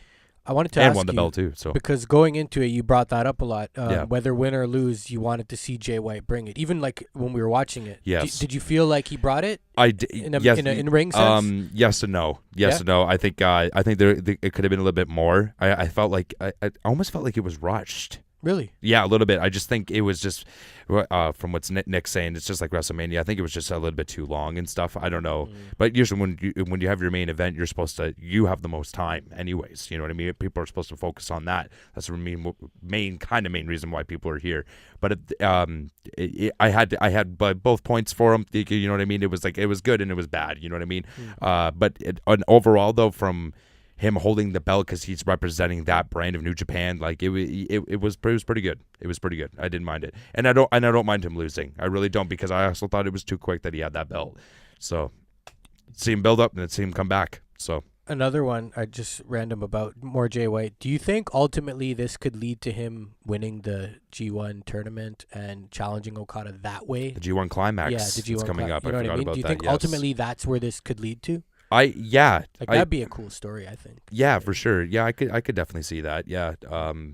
Especially now, if people didn't really know who he was, and now they know who he is, especially after Wrestle Kingdom, or not even just Wrestle Kingdom, where he fought in that last pay-per-view. I forget what it's called, New Year's Dash for New Japan, and that's when he actually won it. I think it's gonna be, I think he's gonna be more recognizable now, more notable, more say if he's not around too much, everyone's gonna be like, where is he? Because I just don't think he had that before. Even when he had the belt, I don't think a lot of people just paid attention, and I want to see that different now from him. I want to see him bring it. This might be random, but I'm just thinking of the tournament and guys. Where the fuck's Michael Elgin? Is he still around in New he's Japan? still there. Yeah, I feel like I haven't seen him in a while. Yeah, he's still there because he fought in the New Japan Cup as well. Okay. So, okay, cool. What about the ladder? Oshawa boy. Did you guys like the ladder match? That match was stupidly ridiculous. Everything was good. It, like Nick said, it's very surprising, the outcome. I'm kind of happy. I remember telling you boys off pod, I was really happy to see Taven win. Mm-hmm. So that's another guy that we might see soon too, man. I'm telling you, he looks like the perfect heel. Like he reminds me of Miz. He does remind me of Miz a lot.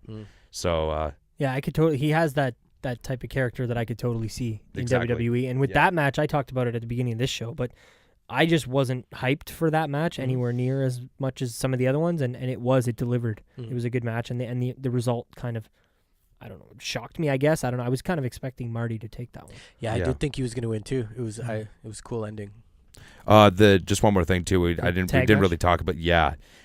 Everything was good until those two fuck faces came out. So and those two fuck faces is at the real one if you want to follow him on Instagram, and Big Cass. I don't know what yours is, so fuck off. But at the same time, I think it was. It was a work. It was a work. Okay. After all of this. So Ring of Honor just sucks at production? Because, how do you not put that on TV? I'm sorry. How do you not acknowledge that there's fucking guys that just jumped the barricade? That was really interesting. That's the commentators where I was confused. Yeah, the commentators really didn't even say anything either, though, right? No, it's like they were trying not. It reminded me of the Bret Hart fan interaction at the Hall of Fame in the sense that they were trying to avoid showing it. I think that's what they were going for, though, is to blur the line of having us be like, yo, what the fuck? Just because especially how Enzo popped up in WWE and just was there and doing his thing. No, but you know what? If that's the case and it's a work... Because you got me and you probably got you too. Exactly. Yeah, and and it's just good. Fucking this is what you guys should have been doing. Yeah. You know what I mean? Big Cass didn't need to be gaining weight and Enzo didn't need to be making rap. Go wrestle. You guys are good wrestlers. I'm sorry, but they are. As a tag team, when they debuted on Raw, bro, I was fucking jacked. I think, remember that? When it was the day after WrestleMania, wasn't it? You just got me with that. Big Cass. Wasn't it the day after WrestleMania when they popped? I think it was, but I remember it was significant enough for me to post on Facebook, which is not something I do on a regular basis. So shout out to the shirts too, eh? Yeah. So it said still certified. That was fucking sick. Oh, that's cool. That was dope as fuck. We'll see what they do, and ROH cool. is my second favorite pro wrestling brand. So we'll see what happens. But anything else from that show that you guys want to talk about, the actual tag match itself, other than the goofs there that jumped in? Tama was pretty pissed, after that match, when they did the press conference. He whipped those. Did you see that? I don't know if you've seen the video there. That was a little unnecessary. I don't remember much of the actual match, so I was kind of... Man, I all four were... I don't even know how to explain it. Not one of them. It didn't look like we didn't see one team that wasn't in there at all times. I think it was cool how they did all four. They booked all four at the same time. You know what I mean? How they all came into bars. Do you understand what I'm saying? For sure. There's not just one team that was just chilling out the whole time. They were or not noticeable or something like that. You know what I mean? They were all noticeable. Yeah, all four teams are fucking legendary in both businesses. You know what I mean? So yeah. It was an overall. It was a really good match. Briscoes brought it as usual. Yeah. So I wasn't expecting the outcome that we got. No. Really, with God winning it. No, I wasn't expecting them to win that match. I don't know why. I mean, it's not like I watch a lot of New Japan Pro Wrestling, but I was expecting the Briscoes maybe to show up and be in New Japan and be different. And I'm not sure. I can't speak on this stuff as much as you guys can. But Overall, How'd you feel? Did you like the match at all? I didn't get to see that one. Oh, you haven't? Yeah, Yeah. no, I didn't get If to it, see that well, you have to watch it. It's It was one that I it should was go really back good. and check out, It was really good. It was really good match. That, and I'm curious to go back and watch the Jeff Cobb match. 'Cause I like Jeff Cobb. Yeah, That that was was a my good- favorite match. That was my favorite match of the weekend. Yeah, You'll- that you'll was, like and that like too. I said, the Kelly Klein, her beating, it wasn't Sumi Sakai. Who's the champion now? Oh God, I can't don't remember quote her me name. on it. Yes, Yeah. but we all know who it was. Another though. woman Japanese wrestler Yeah. in ROH that isn't Sumi Sakai. That's pretty much about it. I was going to ask you guys what Jinx, buddy, you owe me a Coke. Oh, Is that still a thing? I think it is. I Yeah. don't know. Or you owe me $1, whatever the hell it is. Yeah. How'd you guys feel about NXT? I was just gonna say I think we should Overall- wait till next week. Yeah. Just Okay. push his feet. Yeah, I'm trying to get Just comfortable use your here, hand. buddy. I didn't know I was in the way that much. Well, it's- Anyway, guys, Jesus. I think we should wait at this point. But as far as a rating system, or just going down? As yeah, far we as don't need to talking go down about the each. show, like it's up to you guys if you want to. But I think we won't be able to give that show as much time as it deserves if we talk about it now. Mm-hmm. You can give me a rating. I'm not saying don't give me. Yeah. Do what you want. I just mean I want to give that show that it's due, and I don't know. If there's still a few other things that I want to talk about, and I don't know. Yeah. Anything from my you overall- guys? Well, if you want if you want an overall rating, like out of 5, mine was 15. So, pretty much. Fair You enough. says it Loved all. eh? Yeah, I was obsessed. Literally obsessed. Yo, man, I don't have an overall rating. I really enjoyed it. I just, man, Walter won me over. I'd like see like ooze like star quality from this guy if they tweak little things. I know it's still very, very early in his run, but like I could see this guy doing some cool stuff if they do him right, you know? Totally, and I wasn't fully bought into him. Not bought in, that's the wrong word. I wasn't invested in him becoming champion. I kind of thought he was going to lose. So when he did win, I was pretty shocked. So I liked that aspect of it, obviously. Young, was there anything, like, because we won't go into everything, we won't go match for match, but was there anything like that sticks out from you from the show? Aside from maybe the tag match obviously being amazing? Like anything in the main event or with the women's match? Yeah, or? I'm literally trying to think sorry. here. Fuck, man, there was a lot of good moments. I think it was probably the main event when Undisputed Era came out and beat the crap out of like Gargano, and he still kicked out of like 2 finishers from Adam Cole. Yeah. 4 finishers where I thought like that was the end for sure. Like Yeah. a couple of them. Or that one when he gets the strike at the back of the head, that knee from Cole. I was like, that's it, and I couldn't believe it. I was like, holy fuck. Yeah, I think that was my number one thing. That's the one aspect of that match. Well, 2 things about that match that I will shout out. One is the distance between pinfalls. Yeah. It was realistic. The first fall didn't come 5 minutes into a match that you would normally never see a fall in. So I like that they were all kind of spread out, and them just. I talked a lot about how I wasn't too interested in seeing smaller guys work, and they did a good job. They found a way to keep me invested, at least for this. But I got to be honest, like, I'm not with the majority. I don't think this match was as amazing as everyone's talking about, and that's just my own personal opinion. I don't know. I like the Matt Riddle and Velveteen match more than this one, personally. Yeah, I'm gonna have to go back and definitely watch the main event fully tuned in. Yeah. Yeah. The length, though, I liked with this match with the Gargano and Gargano and Cole, because like I said, the falls were realistic. Yeah. I hate that when you watch a match and somebody, a Shawn Michaels is being pinned 8 minutes into. It's like, no, this is just not going to happen. You know what I mean? It makes way more sense. Yeah. Shout out to Brett and Sean. Yeah. Iron Man shit. Exactly, right? Oh, Like that's perfect example. It doesn't get any better of an example than that.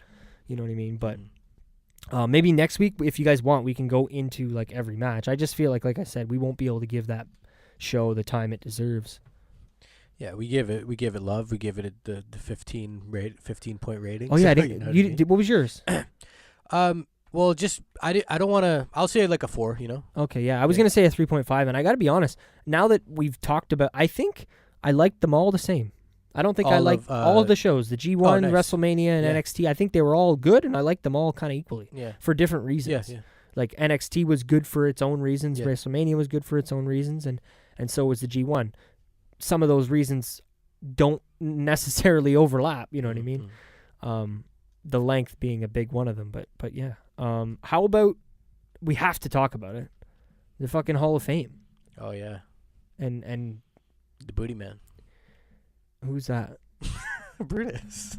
Oh, Brutus the Barber. Yeah, he was. I don't know. I don't want to talk a lot about him. I knew where you were going. Sorry, No. It's okay. We don't have to talk about that goof anyway who fucking tried to attack our boy representing Canada up here. Yeah, Zachary Madsen, go fuck yourself, bud. Why the fuck would you... I'm editing that out, and I don't edit shit out of the podcast. What is that? 49:35. I am editing that shit out of here. I do not want that fucker's name on my podcast. But, yeah. Did you guys enjoy the Hall of Fame as a whole? I enjoyed the Hall of Fame more this year than I have the past 2 years. Oh, yeah? Yeah. I think it's the setting, the way that they did the ring, like having the people announce inside the ring. Yeah. And kind of all of that stuff. I don't know. Younger's more occupied in this hockey game right now than the podcast. But shout out to the Blue Jackets. They just came back from 3-0. That's all I care about. That's awesome. Fuck Tampa Bay. The Hall of Fame was really cool. Shout out to Tori giving out the puberty speech there. That was awesome. That might have been the line of the weekend. Yeah, I said that all weekend. And it was cool from what she said about how she wasn't a great wrestler. I really enjoyed that. How she said, like, I wasn't the greatest wrestler in there. You know what I mean? And I know that it wasn't. Hired for my wrestling ability. Hired for my wrestling ability. No, she said both of those things. So, yeah. It was cool that she mentioned that. You know what I really enjoyed from it, man, was X-Pac. Just like how he was just doing his thing. He was himself. He was nervous, but he was just taking it and he was loving it. Like it was a real genuine moment when I heard him, talk to the fans and his boys there. It was real. That was cool. I really enjoyed that moment of the Hall of Fame. I enjoyed, all the speeches. My fucking boy. Yeah. Yeah, that is your boy. Right back down to episode 1 of the fucking LookBack Show. The speeches just felt a little more genuine this year. Maybe it was because I watched the whole thing, and I got to be honest, I said this to you guys, I think it was, I don't know what night it was, but I don't think many people, and I'm not saying we're the only ones, I'm sure there was people, but I don't know how many people watched the G1 and the Hall of Fame at the exact same time, because we had both shows on and we watched them both. Yeah. And I thought that was pretty cool. Later on, like after the weekend was over, I was like, that's pretty sweet that we got to watch both of those at the same time. And I don't even think I watched the Hall of Fame last year. I don't even know, like I watched bits and pieces the last 2 years, but I think the only year that I've watched it the way I watched it this year was WrestleMania 31 with Sting and the first Warrior Award and all that kind of stuff. And, do you remember? I don't remember last year's headliner or anything. Like, I'm trying to think if I had watched it all either. Was it Goldberg? It was Goldberg. It was Goldberg, and the year before was Kurt, no? Yeah, that one I watched the whole thing of. Okay. Yeah, the Kurt speech I watched, I remember the milk. Yeah. But yeah, I don't know. Obviously, they did a good job. I liked that that they moved the fucking stage to the center and it was different. And yeah, I mean, obviously we can talk about it for a second, but the goofball there, Younger mentioned his name, the guy who attacks fucking Bret Hart. What the hell is that? How stupid are you? Who fucking knows, man? Some people. Yeah, good on Dash Wilder for fucking getting that punch in. A lot of guys got their... Davey Boy Smith and Travis Brown, too. That's one way to get a WWE contract. I was going to say 2 boys aren't even in the WWE. That's awesome. For real. Yeah, I like I said, I don't want to give it too much time, but I definitely thought it was worth us bringing up. And I'm happy that Bret Hart is the fucking man and he can get right back up and keep doing his speech like nothing happened. Yeah. And shout out to Drake Maverick, too. Because he comes right up to Mike and he's like, you know what? Pay no attention to that man. Get right back to why we're all here. And I was like, that's fucking awesome. And I remember Don wasn't here yet because you were on your way. Yeah, yeah. And you walked in and we're like, yeah, somebody attacked Bret Hart. And you're like, what? So, yeah, it was a little fucked, especially Bret Hart being one of your favorite wrestlers of all time. Anything else from the weekend, guys? Big stuff? Another one in the books, I will say, it was...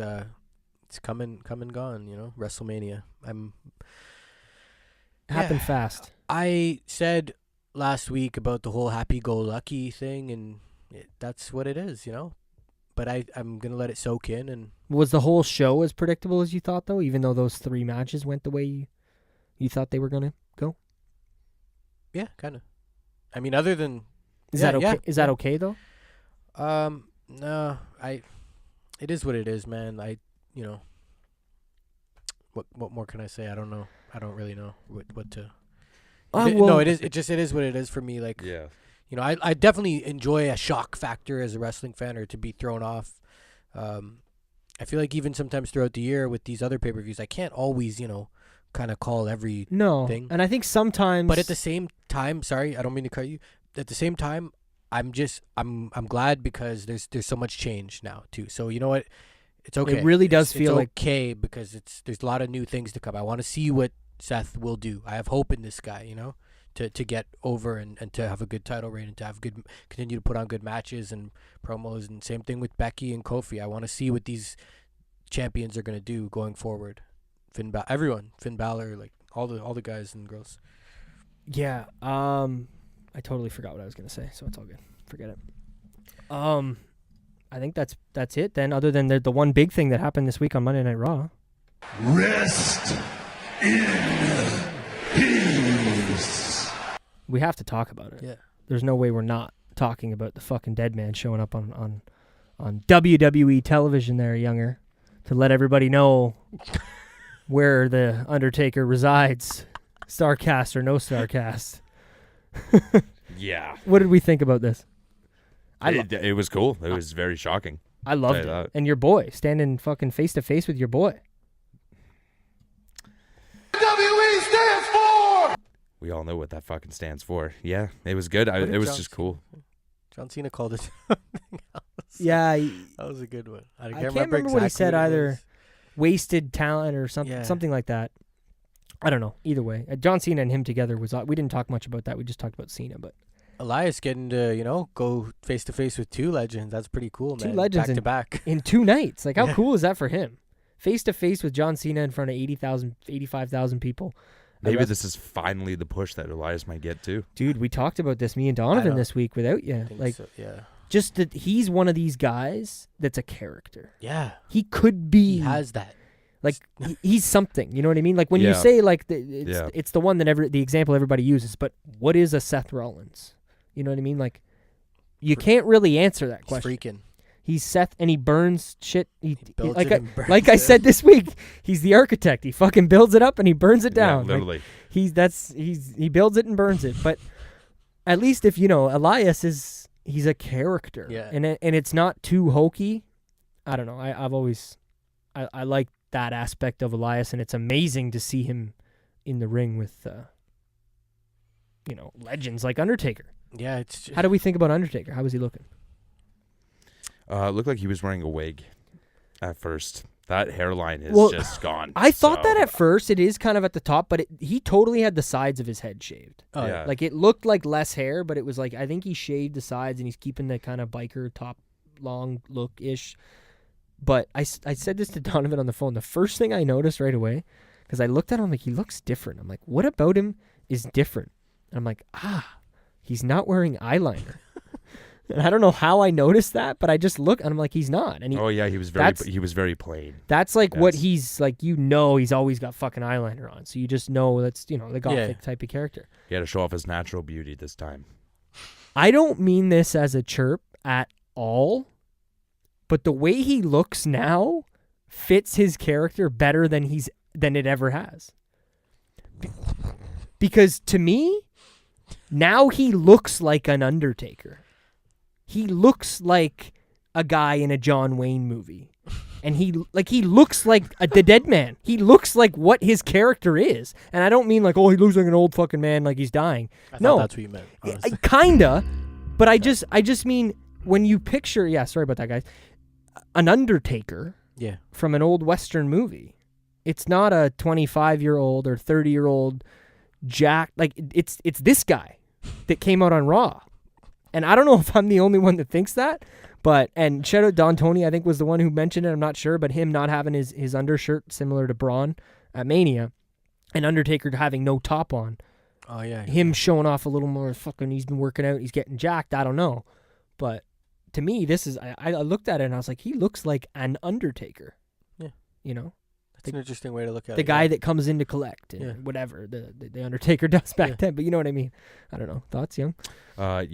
Yeah, what's it called? I don't know if I agree so much there, I guess. but whatever. It's okay. Everyone has their own opinion. But yeah, it was very surprising to see him. I didn't think I was going to see his ass till Starcast, of course. But he's a poet and he didn't even know it. Well, Took the words right out of my mouth. There you go. Yeah, it was just cool to see him, and it was cool how they how that buildup was like alive. So it was like, yeah, nothing but a dead man or whatever it was. That was cool, and yeah, it was cool overall. Yeah, that line popped me when he said that. I'm like, oh, and then I was really expecting it to be like the fucking Undisputed Era or something. Not that would have been bad. I would have been cool with that too. And I think I said to you on the phone, like, it was the first time that I heard Undertaker's music, and I was like, oh, I wasn't expecting it, and it wasn't the best thing in the world. Not that I wasn't happy, but you know what I mean? Yeah. I think it was the first time that I felt like, oh, he's getting older, and this isn't necessarily, oh my God. Yeah. I think it was more WWE letting us know, like, this is what team he's on. Just in case you forgot. Yeah. I don't know. Is that it, boys, or are we done for? Yeah, I think so, man. I think so. WrestleMania. Oh, shout out to the AEW. AEW does this too at the Hall of Fame too by DX. That was pretty funny. That was wild. Billy. That's Triple H getting over with the internet is what that is. It is and it isn't. It's like he's chirping, but I feel like that wasn't a good idea. Like, didn't he call them like a piss shitty company? No, but it's just him. This is his version of the Cena indie run that I famously call it. It's him getting over it. It's like, oh, he said that. Oh, why he can't do that? But Fair. he did. Fair enough. Yeah, I mean, All Elite Wrestling, baby. Number 1. It's coming. Go get a shirt or something, you know? yeah, I knew you were going to say that too, actually. Yeah, good one. I have some thoughts, but those will come in the coming months as we get closer to AEW Poker show becoming a thing, and the poker show itself, Double or Nothing. When is that? Doesn't matter. It's at the end of May. It's the end of May. May Check 25th. May 25th. There you go. Kenny Omega, baby. You guys aren't even going to watch a poker show. I didn't watch All In, but anyway, if you don't already, follow us on Instagram and Twitter at PWLookBack on both of those. We thank you for checking out the roundtable this week. It's been a good one, been a long one. It went by quicker than, I don't know. I feel like there's still so much more that could have been said this week, and we're 2 hours in, but I don't know. Let us know if you like the 2-hour shows. If you don't, then I don't know. Maybe we'll change it up going forward, but who knows? It's been a busy couple weeks, and we figured we'd keep it that way, you know? Go check out teespring.com/Pro Wrestling LookBack. If you're not already, head over to iTunes, Spotify, Podbean, YouTube. Hit the 5 stars. Let us know what you think of the show. Send us a DM again on Instagram and Twitter at PWLookBack. Comments, likes, we appreciate all that stuff. If you want to check out us personally on Twitter, at Salsa, SCELSA. And at JustDon44. Mine's at ZJVY93. I think that's pretty much everything. If you want, head over to teespring.com/Pro Wrestling LookBack. Get yourself a t-shirt. With all that being said, this is the Roundtable, episode 32. I'm Nick. It's Don. It's Younger. Stay classy, motherfuckers.